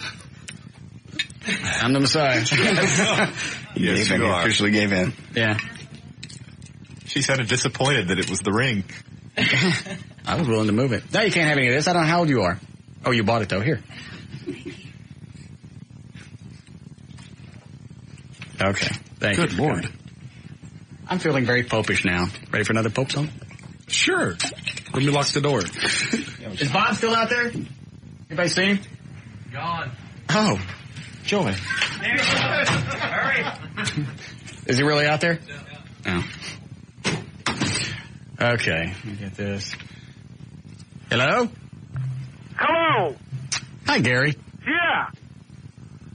I want to ask you a question. Yes, Gary. Next time you have studio audiences, why don't you might try to maybe invite me sometime? Gary, these people signed up for it on the website. Well, I'm going to tell you something. Won't you start letting me know how to get on one of them? As I told you once, I'll tell you again, you keep on stiffing me. I keep stiffing you. Man, I mean, you know what? I could bring a little excitement to that. I understand, because you're the next big thing. Oh, hang on. What you called me yesterday? I didn't call you anything. I heard you said... What did I say? But I might be a retard. I never said you were retarded. Don't you ever... I never said you were retarded. I never said you were retarded. For Concord names. I didn't call you nothing. Listen, I have some music that might help calm you down. Hey, no, I don't want to listen to no music or no song or nothing. I'm going to tell you something. Listen, Gary. You know why you're so... Gary, listen. It's a musico. Click. Are you gone? Yeah. Yes. He didn't even stay for his song. Show tunes. Yeah. Yeah. Well, you know those wrestlers. All the wrestlers dig them. Yeah. Oh, yeah. I hear The Rock's going to start using this as an intro. His new sparkly cape. Must be something. Pink tights. Where'd you get this? Starbucks. Starbucks? Yeah, it's a whole thing. It's called The Big Picture. It's a whole bunch of show tunes. I saw it. I immediately thought of Gary, and I started looking at it and went, let's see. We got Debbie Reynolds, Ann Miller, Judy Garland. Oh, it's for Gary. What? I just started looking at all the different... So I decided to grab it. I'm sure he appreciates it. Yes, Rebecca. Hi, Russ. Eddie, could you load me up that Second Pope song? Yes, Rebecca.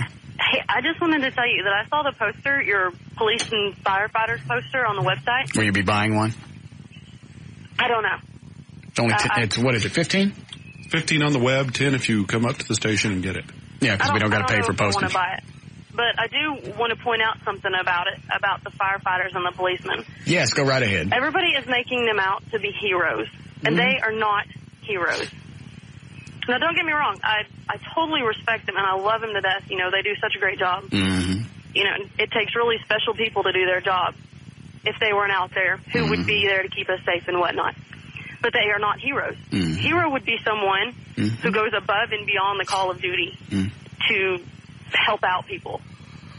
The cops and firefighters know what they're doing when they go into the field. You know, they're not doing anything out of the ordinary. Yes. They know what they're getting into. They accept they might lose their lives. That is their choice. If a building is on fire, they have to go into it. It is their normal, expected action. That is what they're supposed to do. What? Therefore, they are not heroes. Didn't pop? No, I don't know what it is with these. They're not popping now. And I respect them. Start forcing them. They're not heroes. And poke at it with a stick. Shut up, Edward. It's a fart, not an animal. You know, that's their job. They're not heroes. I cried for their families after watching the specials. That still doesn't make them heroes. The heroes on 9/11 and any other day were the ones that run into the building or fight some guy on the street. Yes, those were the firemen and the policemen that ran back into the buildings. But that's what their job was to do. You know what? There comes a certain point in time to where they don't have to do anything. They don't have to go back into a building that looks like it's going to collapse. Well, they don't have to do that. Their job. I mean, that is. I got an idea. Why don't you go down to the fire station closest to your house, go in and go, you know what? You guys do an okay job, but you're not heroes. I don't think you do anything special. See if your house gets put out the next time something happens. I bet it don't. I bet it don't. They're not heroes. You know, it's the ones that aren't trained for it and that don't get paid for it, that go in there and save people and help people, that those are the heroes. You're retarded. Cops and fire.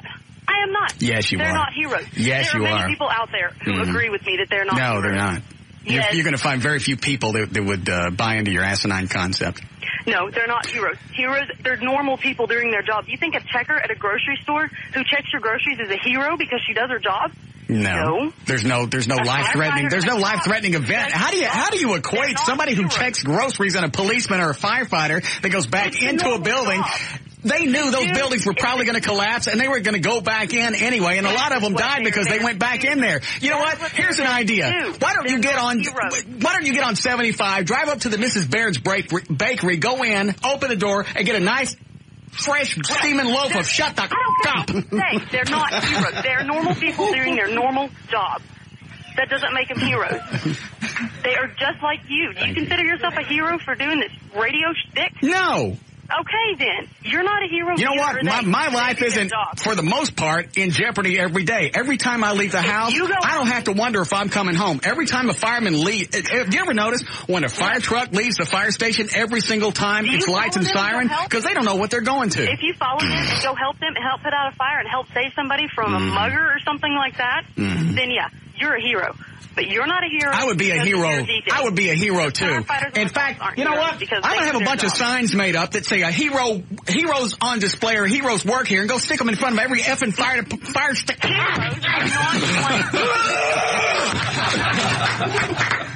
Right. They are normal people. Do you not understand the concept? They are normal people doing their normal jobs. They know what they're getting into when they apply. Yeah. I'm sorry that you got the spinning Cobra Clutch. Heroes. They're not heroes. She's not even listening to you. No, you don't care. No, they're not heroes. I want you to understand this. I want you to understand me. They are not heroes. They are normal people doing their job. So you think anybody could be a fireman? Anybody could be a police officer? No, it takes a special... You said normal people doing normal jobs. How could you, seriously, after everything that's happened over the past year, why would you even want to bring that up? Why don't you just keep your asinine thought in your own head? They are employees. Be sure and tell that the next time you get stopped, especially in Garland. They'll whoop your ass. They are normal They beat people for tags. They're just like another employee. They're not heroes, right? I don't speed in Garland. Tell me. Tell me you think. Because where do you think I learned the spinning Cobra Clutch? Because they do their job. 5 over in a school zone. Oh, man. They are not. They just do their job. You learn by example. Yeah. Right. And it works. Right. Ask me if I speed in school zones. What? They are not heroes. Okay, I got it the first time. Okay, do you understand? Do you agree? No, I don't. I'm trying to make you understand and make you see. Okay, yes, you're right. I understand. No. You're right, I don't. You hurt my arm on that Cobra Clutch. You got a shape. You need to work out a little bit. I hope her house burns down. I hope her stinky snatch is right in the middle of it. Yes, Gina?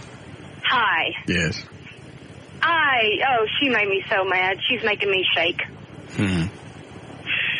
That's what okay. Kind of She got did clutched. she fall off of?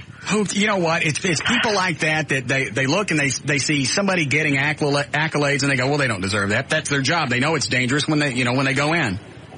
Well, they know that it's not going to be, a party every time they go out on a call, but they don't have to go into a building that's going to collapse. That's right. It's like I said, the video that stands out in my mind from September of last year was everybody's running away from those buildings, and in the dust and in the smoke, you see the fire trucks going into them. And they do Every single one of those guys is a hero. That's right. And they do that because they choose to do that because they want to serve their community and be there for the people who need them, not because they, have nothing else better to do. I mean, I wouldn't go into a building if I thought there was a chance there's some paper cuts. I wouldn't. I know.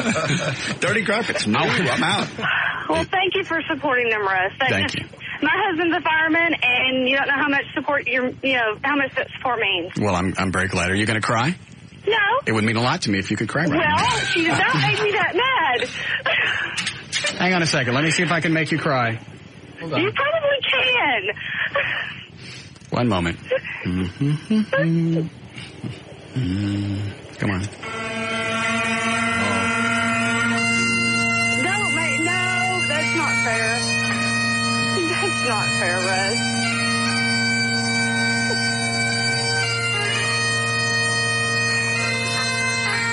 You crying? Not yet, but... Oh, it'll kick in. Wait for this good part. Wait till where it swells. Yeah. This gets me every single time. You watch my arm. The goosebumps will kick in. Watch. I know. Does this hit you, Everett? Not yet. Oh, it will. Dan couldn't care less because he don't believe in God anyway. Pagan. Yeah.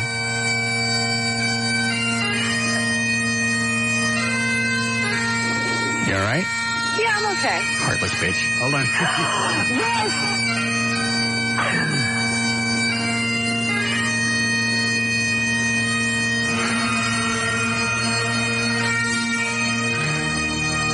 That's enough.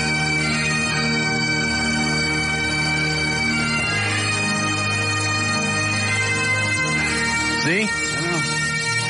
Huh? We have to break here. All right, I'm going to play the rest of this. And you know what? I'm not going to play this for the firemen and the policemen that died.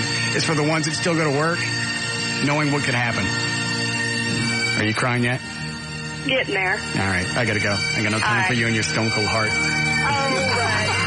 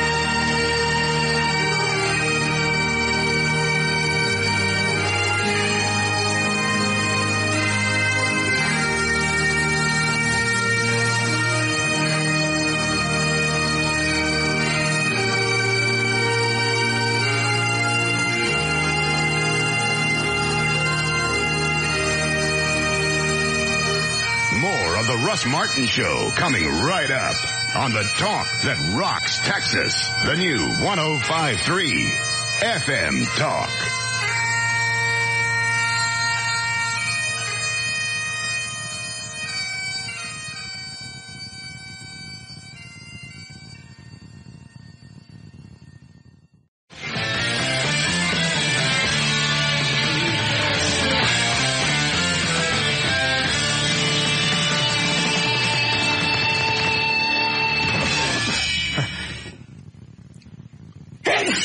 Bless you. Thank you. People want to know what? Where to get the bagpipe song, Amazing Grace? I don't know. I know who does it. I don't know where you go get it. Well, who does it? Maybe it'll help them. It's the Royal Scots Dragoon Military Band. Okay. It's about, what is from 72 to now? 30 years? Thanks. It's about 30 years old. Okay. Royal Scots Dragoon Military Band. Yes, Patrick? Hey, what's up, Russ? Yeah. Hey, I want to make a comment about that bitch that called earlier, and all I was going to say is that what makes him a hero is the fact that even though they may have heard what she had to say, and they disagree with it, the next time she calls a fireman or a cop or a paramedic, they're still going to show up. No, they won't. Well, they will. They ought to. They will, because I was a cop for a while, and that's what we do. We didn't care if we were heroes. We didn't look at ourselves like heroes. We just did our job. And that's what our job was to help people. And it didn't matter how stupid they were or what their situation was. Oh, it would make a difference if I was a cop and if they were stupid, or if I was a fireman and they'd been bagging on me. Yeah, right. I love to show up, but you know what? Family Feud's still they're going into the lightning round or something. I can't miss that. Let's go outside and spit for a while. All right. Thank you, sir. I appreciate it. Okay. Especially now of all times. Mm-hmm. And some people think they get paid good. Who? They make them whatever. Obviously the city council does. Yeah. Well, and you hear that argument with the firefighters. You hear the argument of, well, they only got to work 24 hours, then they're off 48. They sit around a lot. Watch they don't do nothing. They're off for 48 hours? Believe. It's either on 24, off 24, or on 24, off 48. Screw that. They don't deserve anything. You just wait. Something's going to happen. Her house is going to catch fire, and they're going to sit around and watch the end of Game Show Network. Yes, Billy Lee? Hey, Russ. Oh, it's Billy Lee Davis. Hi, Billy Lee. How are you guys? Good. How's the career? It's going good. In fact, superstar yet? I don't know. Things are working, though. You doing drugs? No, sir. Not a superstar yet. There's a booking agent that listens to your show that's been in contact with us, and she's got us backstage passes to go to Billy Bob's this weekend and meet Montgomery Gentry, who's an act that's kind of like Brooks and Dunn.Ey're a real big duo right now. Are they big, JD? Yeah. They're not as big as Brooks and Dunn, but they're coming up. Right, they're coming up, but they're a national act on a major label. They've been out, a couple of years now, so that's real exciting, and I guess there'll be some big shots there or something. I don't really know, but she wanted us to make sure we were available backstage to meet everybody and hand out CDs. And I wanted to ask you guys, having been in the industry this long, if you had any advice other than just don't touch anything backstage. Take some toot with you and hand it out. You know what they do? No. Little bags with a ribbon tied. Yeah. No. Like a little gift pack. A little dollar bill sticking out of it. Mm-hmm. Are you meeting with the label, or are you meeting with a record? I mean, you meeting with a label people or a booking agent? Well, we're meeting with a booking agent who's local here, who listens to your show, but also there's going to be... don't got no show. There's going to be people... Nice shot. Jesus. What did I get that for? I'm sorry, just what that is. Totally uncalled for, yet very effective. Yeah. Well, I'm sorry, got no show either. I'm sorry, what were you saying, Billy? I figured that there would be people backstage who were label affiliates. And how does he go back and network when he's backstage? Because that's all you used to do for a while, JD, was go backstage at Billy Bob's and hang out and schmooze. Yeah, there's a lot of people back there, and you'll get to know who's who. Just ask around. Well, who should he talk to? Who would he talk to play at Billy Bob's? He could Robert Gallagher. Is he still there? Yeah, Robert's still there. What about that Pam Minnick chick? No, she doesn't book. Robert books. Robert Gallagher. Yeah, she runs the place. Pam Minnick and Billy run the place. You tell the Robert Gallagher, if he books you, we'll promote it on this station, or this show. Oh, wow, okay. Thanks. Yeah, all right. I'll let him know. Okay. You got any hot chicks yet? Well, not exactly. Are you married? No, sir. Oh, good. Yeah, I'm single. What night are you going out, Saturday? Saturday night, That's correct. Montgomery Gentry? Okay. Montgomery Gentry, Saturday night. I'd come out and see you, but I'm out of town. Sorry. Okay. Big show. It's all very exciting. I'll come out and I'll support you, Billy Lee. You'll come out to Billy Bob's? No. No, you won't. No. No, you won't. I'm playing his song. She wrote Call Me. Do you realize how many people would kill to get this played on a station with this many listeners? Right? I'm sorry, on a show with this many listeners? Mm-hmm. Forget about the rest. I thought she was gone, and I'd be all alone. She wrote Call Me in the dirt on the hood of my truck. How do you do the dance with your thumbs in your pants? Here we go. Day she left me to wallow in my sorrow and shame. That's very country. They don't dance. They don't dance like that at Billy Bob's. How do they dance? They'll shoot you for dancing like that. They just dance normal. You did 2-step and 3-step. What is? Never mind. Normal. She wrote Call. Looks like you got the squats and some of it's stuck on your leg. Yeah, kind of. It does. Get off. You're trying to shake it to turn out. Let go!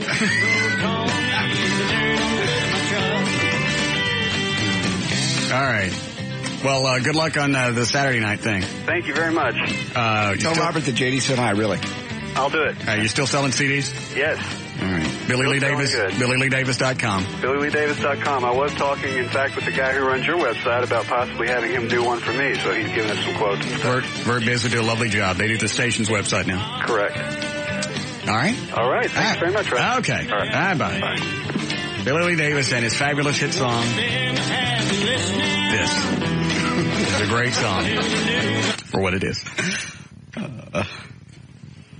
We're going to make him a star. You keep messing around, you will make him a star if he's got local booking agents. Important, but they can introduce them to Montgomery Gentry's label people. Yeah. That's cool. Good stepping stone. Mm-hmm. He'll be at the Country Music Awards, and he'll win his big award. I'd like to thank the Wolf. Dallas. Yeah. Kid Craddock. That'd be the first time somebody's bowels got pulled out their TV.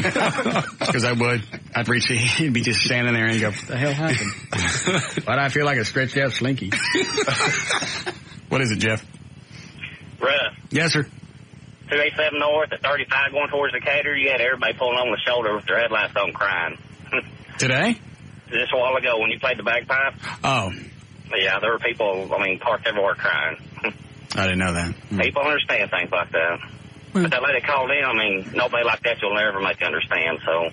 No, but it's funny because they think they're absolutely right, and they're going to talk to you until you finally just admit, okay, I get it, you're right. Right, because they need your help. I hate people like that. Mm-hmm. Oh, we all do. Long-time fireman and... Yike. What are you saying? I don't say a word. I know better. But what you need help... I got a radio show. Do you hear this guy talking, trying to suck up to me? I'm sorry. No. I'm sorry. Continue with the smooching. Anyway, you were a fireman? Yeah, you've been a fireman 17 years, police officer 12 and a half, and you had a lot of cars pulled over with headlights on. Women, men, trucks pulled over, 18-wheelers, rock trucks pulled over, everybody with tears in their eyes. Wow. So, you're number one, you know it. Thank you. I appreciate it. All right, to keep on rocking. Thank you for serving our country. Yeah. I meant that sincerely. Yeah, whatever. Kind of ended with a thud, didn't it? I'm nice to somebody. What are you looking at, Dan? A couple of emails that came in. This one in particular. What is it? Yeah, it's an email about the bagpipe song specifically. Go ahead. Doesn't mention the name, but it just says, thanks for making a grown man break down in front of his little girl. Does this suck up to me? Yes. Okay, go ahead and read it. Russ, thanks for making a grown man break down in front of his little girl at 6:55 p.m. 9/11/02. It meant a lot. Thank you for being there and for making someone who doesn't bother with things that do not affect him directly see what is really important. Thank everyone. Well done. Josh. That ain't good enough of a suck up. Well, there's one that's about 3 pages. I don't want that one. Go to the last part where it says how wonderful I am. Hold on, let me find it. I put it aside. Oh, geez. It is long, and there's so many good things about you. You are obviously where you are because you have what it takes to make the kind of decisions about that kind of thing, about the music. And I want to congratulate you for today. The events of 9/11 impacted me more than I care to admit. I'm trying to find the more suck-up parts. I hate to admit it, but I have to give major props to Russ Martin, Russ, JD, Dan, Eddie, and Mick, whatever his name is, for the Russ Martin Show. I've been dying to hear Russ's speech for a long time.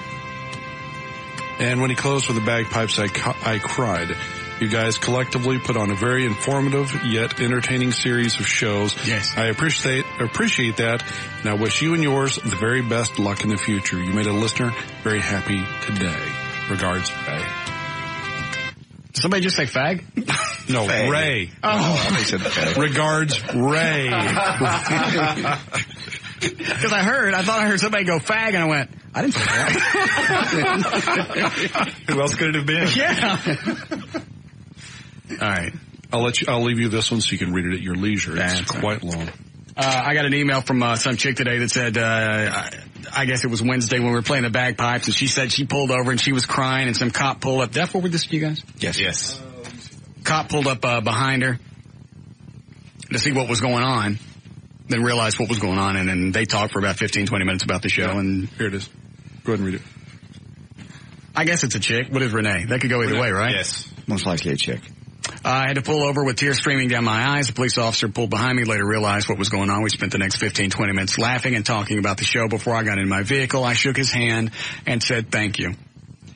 He laughed and said I was the first person other than his immediate family to thank him for his work. Blah, blah, blah. Renee Garcia. There you go. All right. Yes, enough sucking up. All right. I couldn't decide. Is Bob gone? I believe so. I haven't seen him in quite some time. Perhaps one more Pope song, then we'll break, and we'll kick the studio audience out. Where's it, Eddie? There it is.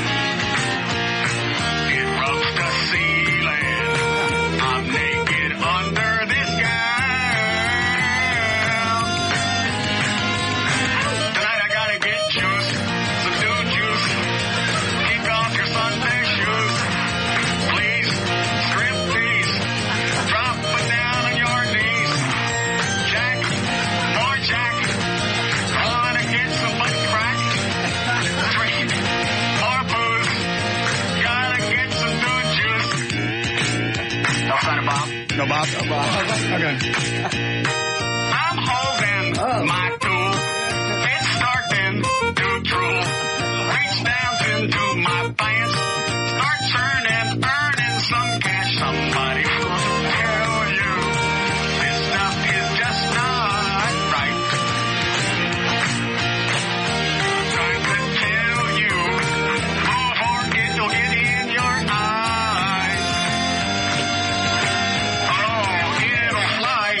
Juice, do juice, kick off your Sunday shoes. Oh please, striptease, drop it down on your knees. I can't take any more of this. You get the idea. Thank you. You were a lovely studio audience. All right, we got to take a break. We'll be back. More of the Russ Martin Show coming right up.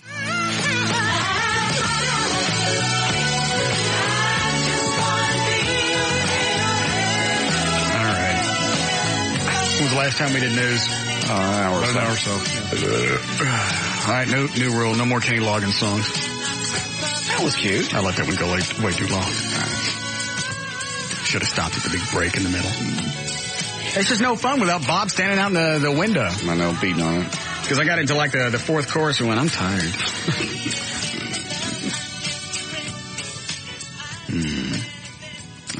right, hold on. Johnny's on the phone. We'll do this, then we'll do news. Johnny England. Russ Martin. Executive Director for the No Kill Animal Shelter, Operation Kindness in Carrollton. Howdy. How are you?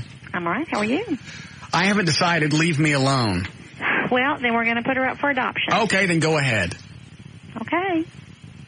Who's being put up for adoption? Johnny's grandmother. Her mother. With the cans. They got that 10-week, 11-week-old Chihuahua? Mm-hmm. And? I went and took a look at, last weekend. Is she an applehead or? No, she looks, it's another one of the Chihuahuas. It's like Abby. It looks more terrier-like. Oh, okay. Doesn't look like a great big apple with a snout and ears. That was my big dilemma last weekend. Dog, no dog. Well. I even got drunk and talked to Abby about it. And what did she say? I did. Well, what did she say? My sister. I don't know. Looking at, does that mean yes or no? What? You don't even want to foster her? It's going to be a busy weekend. Doing what? You got no date. Going out of town, right? Yeah. A puppy like that needs to be watched all weekend, right? Well, not every single minute. How late are you there tonight? I've been staying late for you like 3 times, and you don't ever show up. I'm leaving right after. Isn't it funny? I always show up to bring the money, don't I? You never bitch about that, do you? Well, that was in the middle of the afternoon when you were off that week. Okay. I don't know. It's just been... God, this sounds so queer. It's just been Abby and me for, 5-6 years. I understand. It's a big decision. But if you wanted to foster her, don't you want to get her out of that cage? Yeah, Russ. Lord. Get her out of the cage. Oh, this poor little puppy trapped in a cage. All right, that's enough. Awful. Stop. You could free her. Making me want to puke. Quit it. You could foster her for the weekend or for the week or the 2 weeks or whatever. She make a lot of noise? She's a Chihuahua. Yeah, I know. Abby never makes any noise. Mine doesn't either. When a door rings, your dog does. Well, that's her job. Okay. It's the only time I know. Anytime I'm over there, all I hear is little watermelon-sized watchdog. Watermelon size. I'm like grapefruit size. Well, your call. But while we're talking about Chihuahuas, we actually have 9 Chihuahuas in the shelter now. Horse. And they range from little Frida, who... Did they all come in at once? 2 of them came in together, and 7 of them came in from one person. And what did they say? I always like the stories when they drop off dogs. A breeder. It's like this. A what? A breeder who, I don't even know the story. Maybe they weren't perfect, or they're getting out of the breeding business, which is great, or whatever, but... Now, not all breeders are bad, right? Absolutely not, no. Many breeders are very responsible, and they care very much about the dogs or the cats they breed. And then some of them just do what we hear, the puppy mills. That's all they're in business to do, is just have more dogs, and cram them into as small of an area as possible. Right, And like that, the Weimaraner breeder last week, or earlier this week on the news, or last week, whenever it was, that... had 111 dogs taken from her a number of years ago, and now she's had about 20 taken from her again. And then you see on the news they were describing the ticks in the dogs, on the dogs, as looking like clusters of grapes hanging off of the dogs. So, see, we're going to go out with a boom this week. Yep. So breeders like that could just as easily be raising tomatoes, or... Hey, I could play the Brokaw thing while she's talking. Yeah, like that, but there are many, many responsible breeders, and I sure don't want you getting a lot of phone calls. I don't care if because I'm talking about breeders. There are very many. I got it. You made it. Yes. Okay. Perfect. But anyway, who wants to hear the message that Johnny? Shush.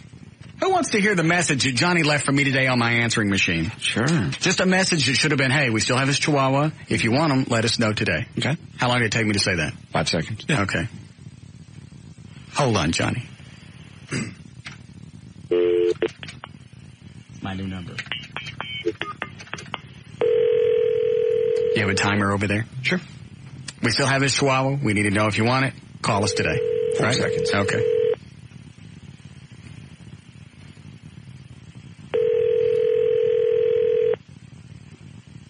I'll even add she's still in the cage. Here, she doesn't want to stay in. Hi, Russ. I am not in. 6 seconds. You have 12 messages. Okay. I can't go through all 12 messages. Thursday, 3:44 No way to jump ahead. p.m. Saturday. I guess. Sunday. Hope there's nothing important on here. Monday. Are you erasing them? Yeah. Monday. 8. What's today? Tuesday. Friday? Yes. Friday. All right, she called about 2 o'clock. Wednesday. Stop me when I get to Friday about 2 o'clock. Excuse me. Thursday. Friday, 11:10 a.m. Hey, Russ, it's Johnny. It's a little after 11. I'm just calling you about the little Chihuahua. I didn't want to bug you, but we just need to know if you are indeed interested in even, fostering her to see if she's going to work out. That's just fine. We still have her in the isolation room with the cat because we don't want to put her out on the floor so that anybody else could see her if you're interested. If you're not, fine, I understand. If you would like to take her for the weekend and just see how she does with Abby, that's great. We can just check her out to you as a foster, and you can, keep her the weekend, keep her a couple weeks, whatever you want to do. But if you're pretty much sure you're just not even interested, I'm actually screaming at the answer machine. Shut up. Shut up. Are available. So you were there. Yeah, we just want to get her out of the shelter into a home as soon as possible. Boy, the chicken really comes not out. good for her just being in a cage, any longer than she has to. So if you can give me a call, probably leaving around noon today, 214-114. Got a couple stops. I'm having lunch with Melanie, and then I'll be at the shelter in the afternoon. Or we can talk about it on the air if you want, without saying baby Chihuahua. I would not do that. There'd be 1,000 people at the store. Anyway, if you can let me know, I'd appreciate it. We missed you at the dinner last night. I was hoping that you'd come after the show or something. Had a really nice dinner up in Louisville, and manager of the restaurant asked Jackie, the big list. And you wonder why I don't pick the phone up? No, I know. Hadn't heard, so we had fun. So I'll talk to you later. Thanks, bye. Stop. 1 minute, 42 seconds. What? I thought it was longer, actually. I was trying to be diplomatic. What's diplomatic? We got the dog. If you really want to get her, we need to know. I'll remember that. For no, you won't. You can't. Probably true. What time do you open tomorrow? 11. I'll come get the dog for the weekend. Does it have its own little cage? She can, yes. Well, I don't have anything to... We'll give you one. Okay. I'll be by in the morning then. Okay. 11 o'clock. Okay. Now you've hurt her feelings. Nah, you can't hurt her feelings. Now she's being brief. Exactly. Terse. To the point. Succinct. All right, 972-418-PAUSE is the phone number. The website is operationkindness.org.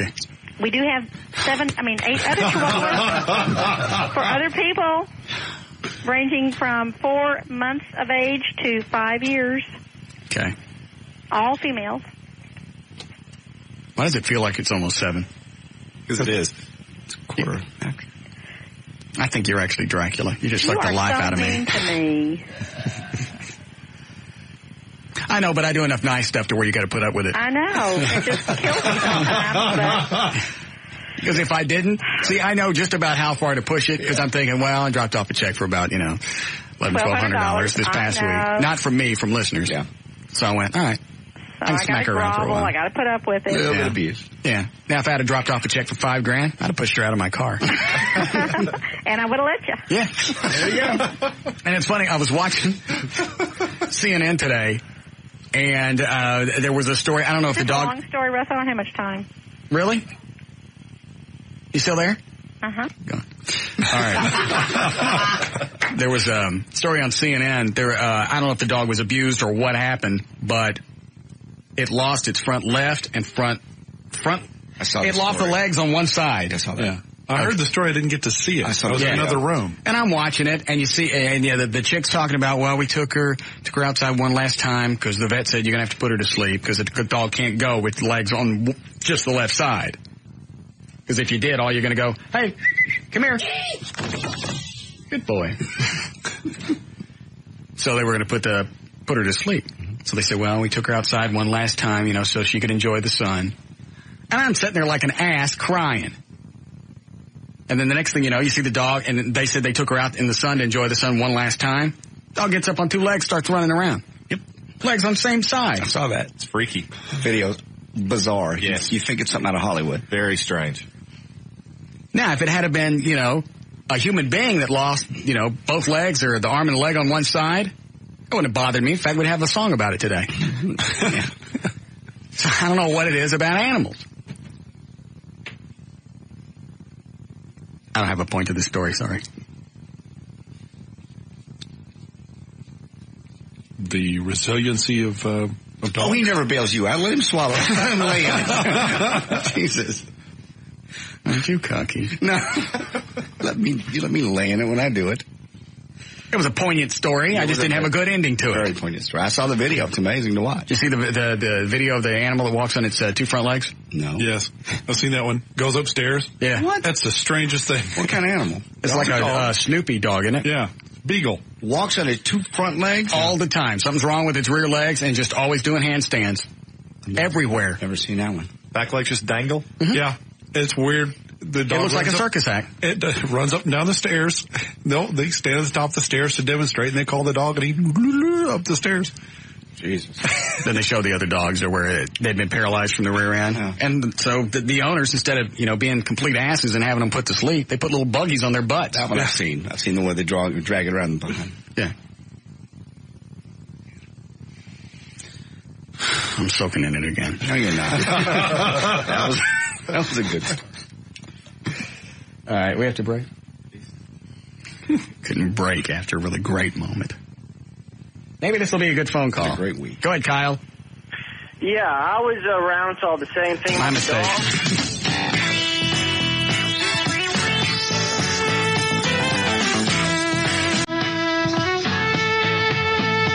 More of the Russ Martin Show coming right up.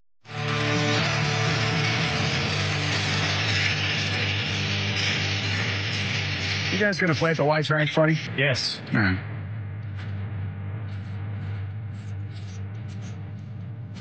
What are you gonna be playing?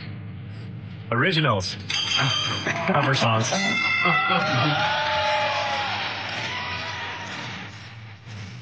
You could do one half. You do one original. Okay. You lead singer. What? You lead singer. Nobody likes originals.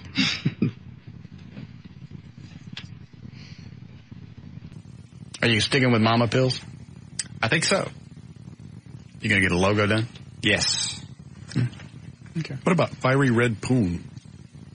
Yeah, Fiery Poon would be great. Why don't you do that? Since your lead singer's got red hair. I'll look into that. Or red hair? Fiery Poon. Either way.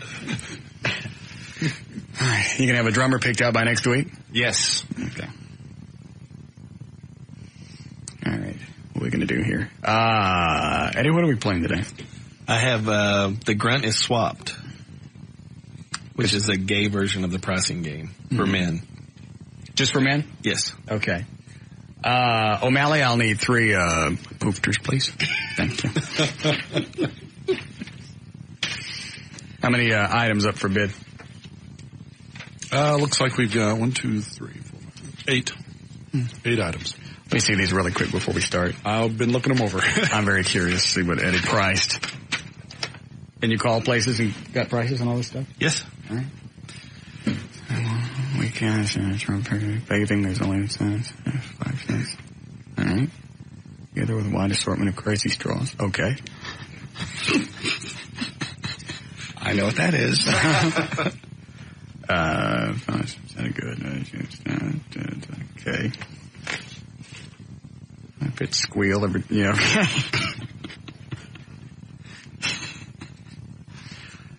I don't even know what you're saying, and it's funny. Well, it's yeah, high-pitched squeal.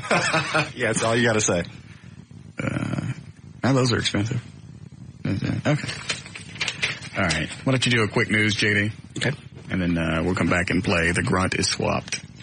We can do that, certainly. Ready? Absolutely. Okay.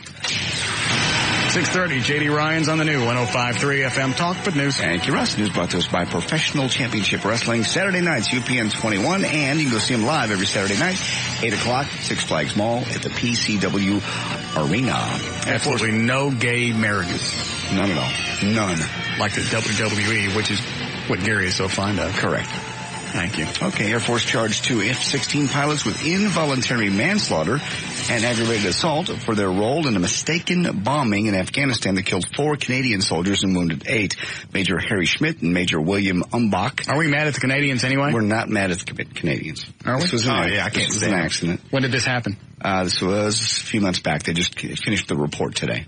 Schmidt dropped a 500-pound bomb that caused the deaths and the injuries. And the bad part was, let's see, it was on April 17th. They were told not to drop the bomb. That's why they're being charged. It wasn't just the thing just fell off and killed some people. That would be an accident. They were told by their superiors not to do it, and they went and did it. Why did they do it anyway? Why did they do it? They thought they were dropping it on. Obviously, they thought they were dropping it on enemy people, and they were not. So they went against direct orders. As a result, they're being charged with involuntary manslaughter and 8 counts of aggravated assault. What were Canadians doing down there? I don't know. Seems like the hats and the jackets would have told them. It was night. Oh. Great big red jacket? Yeah, no. White horses? Horses, yes, no. Look out. No. What? Look out. Canadian. Oh, got it. Former U.S. Republican Representative James Traficant, you like this, has created now a campaign committee for his re-election bid. Despite the fact that he's in prison for 8 years in a Pennsylvania prison for corruption, Traficant was expelled from the House and sentenced last month to 10 charges of bribery, racketeering, and tax evasion, and he's back on the campaign trail. California's Libertarian Party is considering withdrawing support for its candidate for governor because he spit on a radio talk show host. Gary Copeland admitted that he spit on KABC radio host Mark Whitman after Whitman switched off his microphone during an interview Sunday. Really? The host turned off the mic. Oh, I'd have vomited on him. I'd have done the gag reflex thing and just yacked all over him. The host turned off the mic when Copeland was recounting past issues of immigrants and suggested that Whitman supported such treatment. Copeland got up to leave, heard several on-air comments from Whitman, then turned and spit on him. I believe that term is spat. You've got a vat of saliva coming. Do you? Somebody can say, yeah, you turned off me. Not from you. You got it coming. There are times I left your mic on. I should have spit on myself. Yeah. Well, he may not get any respect, but Rodney Dangerfield has no problem getting marijuana, even when he's in the hospital. The 80-year-old comedian was rushed to St. John's Health Center in Santa Monica, California, a few weeks ago for chest pains. While waiting to be treated in intensive care, Dangerfield lit up a joint to calm himself. The covert toke allegedly took place in the bathroom where he was changing clothes. You want to wrap it up? You said a quick one. Yeah, you can do another story. Okay, one more time. Well, we're not any closer to curing cancer, but we do have some good news from researchers today. This is your tax dollars at work. We have discovered that when fans at sporting events do the wave, it is almost always clockwise. And these scientists have come up with 2 other earth-shattering revelations. The wave usually rolls at a speed of 20 seats per second and has an average width of 15 seats. Your tax dollars at work. That'll be it. News and information. You ready to wrap up? Mm-hmm. That look, I guess you are. News and information. I'm J.D. Ryan on the Talk That Rocks Texas, the new 105.3 FM Talk. More of the Russ Martin Show coming right up.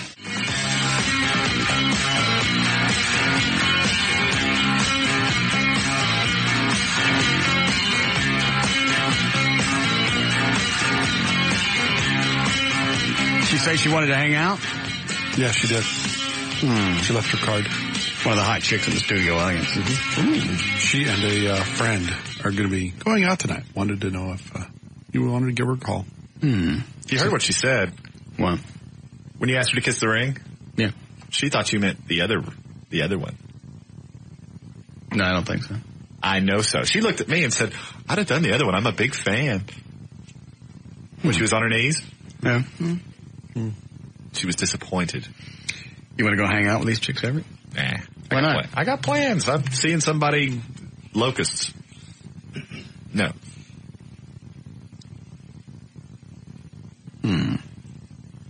What if she come back and just give me sex? I guarantee you she would. Oh. You're a thing?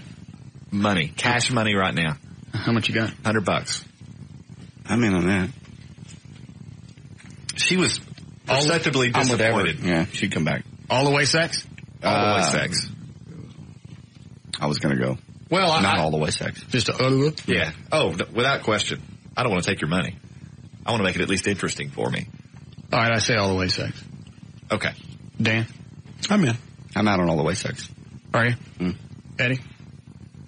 Yeah, I'm out on the all the way sex. So, our little? Yeah. That's a given. Yeah. That's absolutely. Yeah, that's a given. I would just be taking your money. The fun in wagering is the suspense. Will I win? Will I not? That would just, there's no suspense in that. All the way sex, maybe she will, maybe she won't. Open the door. Hurry up. Hey, Pooh! You don't have to make noise out there! What did he call you? What did he call you? The N-word, but... Say it. Say it. You're black, you can say it. No, I know that. What? Slowing down or something. No, you wouldn't. Oh, okay. Well, that's what he called me. What? What did he call you? Negro. Actually, he called me a bastard, but... A black one? Yeah. Yeah. Yeah. That's Pooh from our sister station. We should really get the T for his name. I wonder what his real name is. Does anybody use real names over there? No. You got Billy the Kid in the afternoons. You got his sidekick Pooh. Earlier they said on the intercom, was it sit and spin? Please call. I swear to God. I swear to Jesus. Am I lying, Dan? I think that's two different people. It was sit and spin. It don't make no difference. And spin. Sit and spin. Please call the front desk. You have a guest waiting. And God is my witness. Normally, before you hear that phrase, right before that you hear, why don't you go, spook, damn it. Why don't you go yourself, sit and spin? Yes. It's a very strange station over there. And they got Pooh, and they got, whatever. Oh, the whole weekend lineup is just... odd names. Yeah. O'Malley, do you know any of the names? Do you know any of the names next door? Like the weekend guys? You have to tell him to put his headphones on, Dan? Well, he's wearing two headsets. The second one gets really uncomfortable. Oh, does it? So you just end up taking it off. What are some of the weekend shows next door?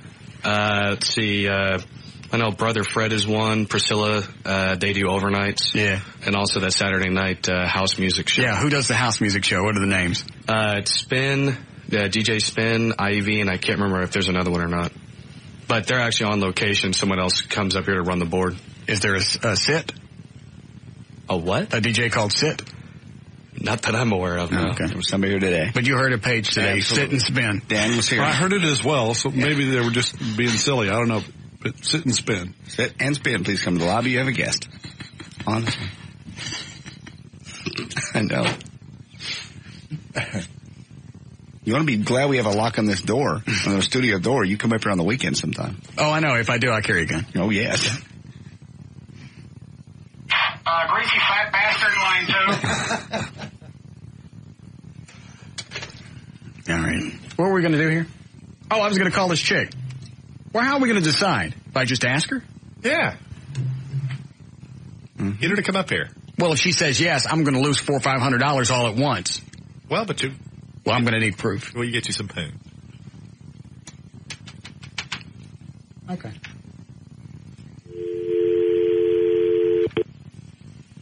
I don't have to dial 9, do I? No.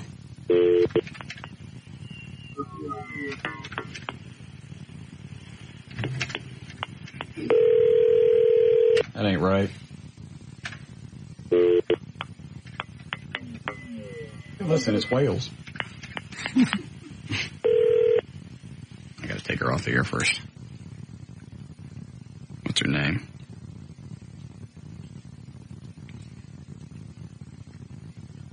Hi, it's Jenny Ann. Hi, it's Russ. Can I talk to you on the air? Okay. Would you like to have some sex? Well, I like with who? Me?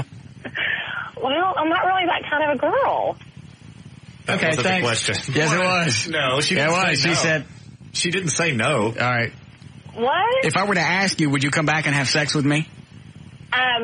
I would not come back to have sex, no. Would you meet me someplace and have sex? I would love to meet you somewhere and have drinks, Yes. but probably not to meet you somewhere to have sex. Oh. Could the drinks lead to sex? Not tonight. Was there a time limit on this, Everett? No, there's no time limit. Oh, okay. Well, that's not right. See, earlier you said when you were down kissing the ring that you've been glad to kiss something else because you were a big fan. I'm at the ring in that position. Oh. So there would have been no sex that had you come back, we could have not enjoyed any of the carnal knowledge. You know, I'm really not that way, Russ. I'm sorry. How far would you go? Tonight? Yes. Might I play with your breasts? Oh my gosh. I have friends listening to this right now. Well, that's okay. That's the deal. Oh, shut up, Everett. You're going to pay off. Russ, you know what? I wish I could help you out because if I knew what to answer so you could win this money. No, I've won. I've won. You've done a fine job. Okay, because I didn't listen. Because I said you wouldn't do it. I said you didn't look the slut. Everett said you looked the slut. No, he did not. Yes, he did. Everett bet $100 you would come back and have sex with me. Everett? Yeah, sorry. You look a slut. I look like a slut? Yeah. A big, hairy slut. No. Everett? No. I'm kidding. No. Russ, do you think I look like a slut? No. That's why I just won $400. Okay, good. Well, you're welcome. Thank you. That was very kind of you. I'm sorry. That's okay. But we are going out for drinks if you'd like to meet us somewhere. All right. And then would you do me then? I'm not going to do you tonight. I'm sorry. Not even a little bit? Probably not even a little bit. I might kiss the ring, but that's about it. Would you blow on it? The ring? No. Sure. All right. I have to go. Thank you. I mean, she had friends listening. I don't make no difference. You owe. She wasn't going to be honest. What a welcher. Get her to come back here. She don't want to come back. She's probably on her way now. She's not on her way now. Welcher. I'm not a welcher. All right. Do we need to break quickly before we do the grunt is swapped? Yeah, we really do. All right. Damn. Did we just come out of the break? It's been a while. I don't know honestly how long, but it's been a while, but we're getting close to it. All right. All right,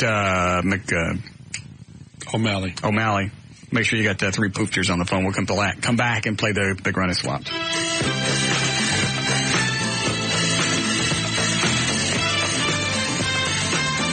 More of the Russ Martin Show coming right up.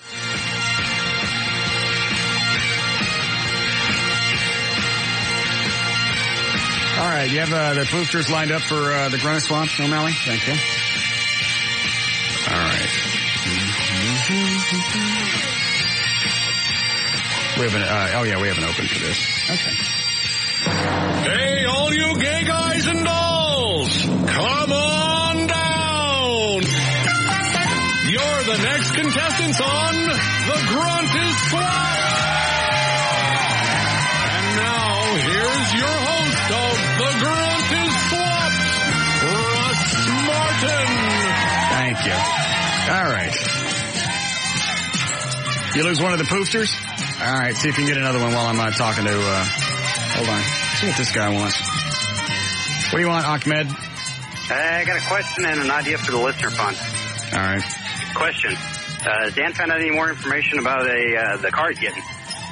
You know anything else about the Charger? About the Charger? No, I'm going to go look at it and pick it up this weekend. Why do you ask? I was just curious. Do you realize, first of all, how hard or how weird it is that Laura found a Charger? Did we talk about this on the air? Yeah, exactly. Did we talk about it? Yes. Oh, okay. About how hard it is to find one now. Well, yeah, because the Dukes of Hazzard destroyed 1 million cars. They had wrecked, not only they had gone through everything that they had set aside for the TV show, then they had to start scouring the country to find other Chargers, ran out of that, and then they had to start using models on the show. So I don't know how she found this. You won't believe the price. I think you told us. Wasn't it like $1,500? $1,200. That's amazing. Does it run? It runs. All right. What was the other idea, Emil? Here's the idea. Why don't you take an auction off ride with Jonathan in the helicopter? Liability won't let us. We thought about that before. I was thinking about doing it in the Batmobile, though. I'd pay for that. Yeah, when I get it. Not a bad idea. Okay. Go ahead. Hot chicks on me. Yeah, I got a call from Mark, who's building the Batmobile today. The dash is in. The Batscope is in. Now, the Batscope's going to actually work, isn't it? There is first of all, there's the TV monitor, like the Batmobile had. That's going to work. There's going to be a camera mounted someplace on the car that'll feed right CCD. in there. Yeah. Mm-hmm. And then he's got some kind of radar thing for the dash like the Batmobile had that actually will spin. I mean, it won't bleep. Sure. Too cool. What are you laughing at? It's just so cool. Working radar. I'm just thinking back to the conversation that we had with him in Hollywood at the dinner table. With Mark? Yeah, when you were talking about, well, is the thing going to spin around or go up and down? Well, I'll have to look and see. I mean, it was just such a bizarre, surrealistic conversation to have about... He was talking about the Batmobile laser. The thing right in the middle of the hood. We had an argument right there at Hollywood and Vine in California. It goes up and down. It goes side to side. No, it stays up all the time. No, it doesn't. It starts on the hood and then comes up and then you spin it around and you aim the laser. Because that's the way they got the Catwoman thing one time. Right. No, it goes up. Dan and I are just laughing. I've watched every episode of Batman. Yeah, Mark called me today. He goes, all right, I watched the one with the Catwoman. It goes up and down. Meanwhile, I'm thinking, gee, we're ignoring the professor. He didn't care. His depends were full. Oh, my God. Kidding. Love him and his wife. They've been very kind. Yes, they have. Okay, what are we doing here? Oh, yes, the guns are swapped. Mm-hmm. I already played the Open, didn't I? Yes, you did. We just lost a poofer. No, he got 3 poofters. Right. Okay. All right, Devin, welcome to the show. What do you do for a living? I am self-employed, invest in real estate. Oh, do you? Yes, sir. Okay, lovely. And what about you, Lee? What do you do? I'm a student. Where are you going to school? Richland. Where do you spend your free time? At home or at the village. Okay, you're okay. And what about you, Justin? What do you do? Student. Where are you going? UTA. Mm-hmm. And what do you do in your free time? Say it. Say it. I'll hit the delay. Say it. I clean poop off the side of the airplane. Not what I was looking for. All right, Dan, what are we playing for today on the Grunter Swap? Well, we're playing for a pair of tickets to see Loverboy, Survivor, and Eddie Money at the Bronco Bowl, a $40 gift certificate and free admission to the lodge. Unfortunately, I don't go to waste. The entire second season of The Sopranos on DVD. Oh, I got that. I thought you were slamming the lodge for a second. No. All right.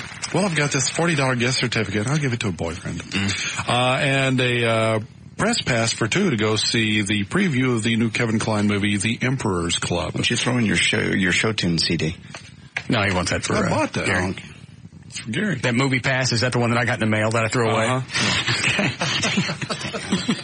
I have to tell him. But it's really good. Yeah, whatever.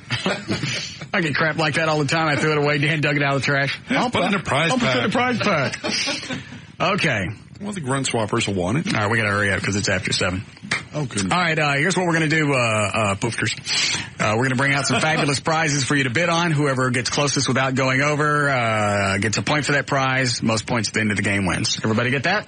Should we do abbreviated prizes? Yeah, I only do like 3 or 4. Okay. Mm-hmm. You're a Gert. What did that come from? Where the hell did that come from? What? That. What do you mean, what? You're a tiger. I don't think he said tiger. I don't think he did either. We were, that one sounded altered. That's Adam West, isn't it? Yeah. Were you talking about Batman? Yes. You're a Gert. Okay, pardon my thinking. It was a tiger. I heard the commercial. Oh. Not many people know that Batman was a racist. No, I didn't. You ever see any black people in Gotham City? You got a point. That's because he used to. That's right, Eartha Kitt was. Yes. You know what he said to her? Mm-mm. In fact, he said exactly this to her. What? You're a Gert. That's right off the Batman series, probably. The cable version. Lost episode. You're a Gert.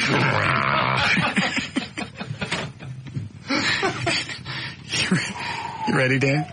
Yes, I'm ready. All right, then bring out the first item up for bid on the Grunter Swap.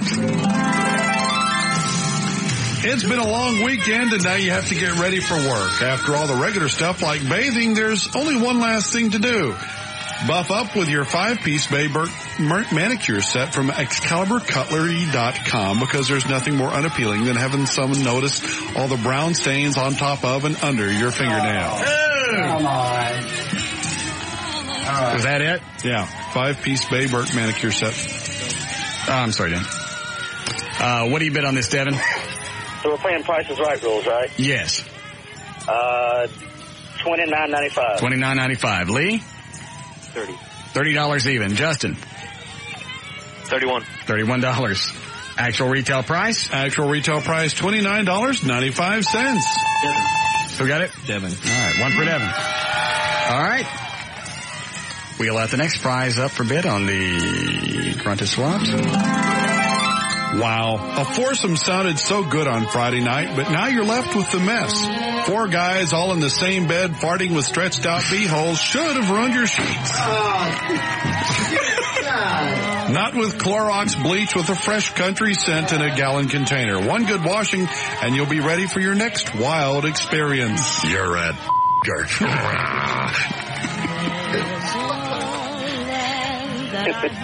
What do you bid, Justin? $7. $7 even. Lee? $5.50. $5.50. Devin? $7.01. $7.01. Actual retail price, Daniel? They're all too high. All right, what's the lowest bid, Eddie? $5.50. Everybody bid again, bid lower than $5.50. Justin? $4. $4. Lee? $2.99. Devin? What's the highest bid? I don't know. Devin? Let's do $3.50. $3.50. Actual retail price? Actual retail price, $2.99. Lee. Okay. What's the score so far, Jamie? I'm sorry, sorry? Devin 1, Lee 1, Justin nothing. Okay. Maybe a couple more. All right. We have to go. Having another guy all up inside you just doesn't seem weird enough. So why not try a gerbil? These furry little animals make cute pets and somehow enhance the gay lifestyle. You can pick up a full-grown gerbil at Plano Pets and let the fun begin. You're at Gert.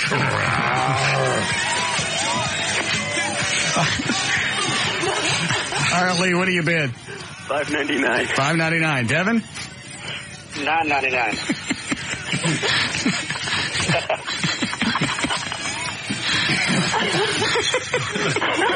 What about you, Justin? $6. $6 even. Actual retail price? Actual retail price, $8.99. Justin. They all have one. All right. Then this will be the great big tiebreaker. Tiebreaker, okay. All right. Impress all of your friends when you get together with a wide assortment of crazy straws. These fun straws come in a 12-pack of assorted colors, so everyone can have their own straw during a shrimping session. After all, sucking on someone else's straw is just gross. Dan. God. Don't say Dan, I didn't write them. All right, Lee, what do you bid on this? $1.99. $1.99. Justin? $2.05. Just gross, yeah. I'm sorry, what'd you say, Justin? $2.05. $2.05. What about you, Devin? $1. $1 even. Actual retail price? Actual retail price, $5.95. Justin wins. Didn't I tell you to build up? I know where I knew everybody already had one. I gotta switch buttons over here. Oh, I'm sorry. Okay. Devin had one. Lee had one. Justin had Dan. Who won? Justin. All right. Congratulations, Justin. You win one pair of tickets to see Loverboy, Survivor, and Eddie Money at the Bronco Bowl September 22nd. A $40 gift certificate and free admission to the lodge. To buy tickets to Loverboy, call Star Tickets at 1-888-597-STAR. And you win the entire second season of The Sopranos on DVD. With a digital AT&T cable, you always have lots and lots of viewing choices. Plus, the interactive programming guide gives you a fast, easy way to find what you want to watch. You got the plugs? I will in 1 second. Well, while we're waiting, you're at Gert. All right. You're at Gert. To learn more about the Russ Martin Show, to email anyone on the show, to get the studio audience to make a donation to the Listener Foundation, you're at Gert. Or to get on the show's email list, simply go to russmartin.com. The Russ Martin Show Police and Firefighter poster is now available for purchase. For more information, just go to russmartin.com and click on News. To email us during the show and only during the show, send your messages to studio@russmartin.com. Visit our news director's links and photo gallery at johndavidryan.com. To find Eddie's fascinating and provocative website, go to eddieboyd.com. My website is now up and online. You can find it at danlewis.net. To contact Everett Newton at his law office, call him at 214-823-LAWS or go to dallasattorney.com. I was expecting you to play it right then. Oh. You're at For information about the rest of the station, go to kyng.com. Or, excuse me, the new 105.3 FM. I don't even think that's right. I think it's the talk that... What is it? 105.3fmtalk.com. Yeah, he's got it. Have you seen the new website? No. It's really cool. Yeah, it is. Not a bad job. The guy that designed my website and yours did the stations. Oh, cool. I'll go look. It's really neat. What is it again, Dan? It's 105.3. It's You're at .com. Got it. That's it. All right. See you guys Monday. Bye. Bye.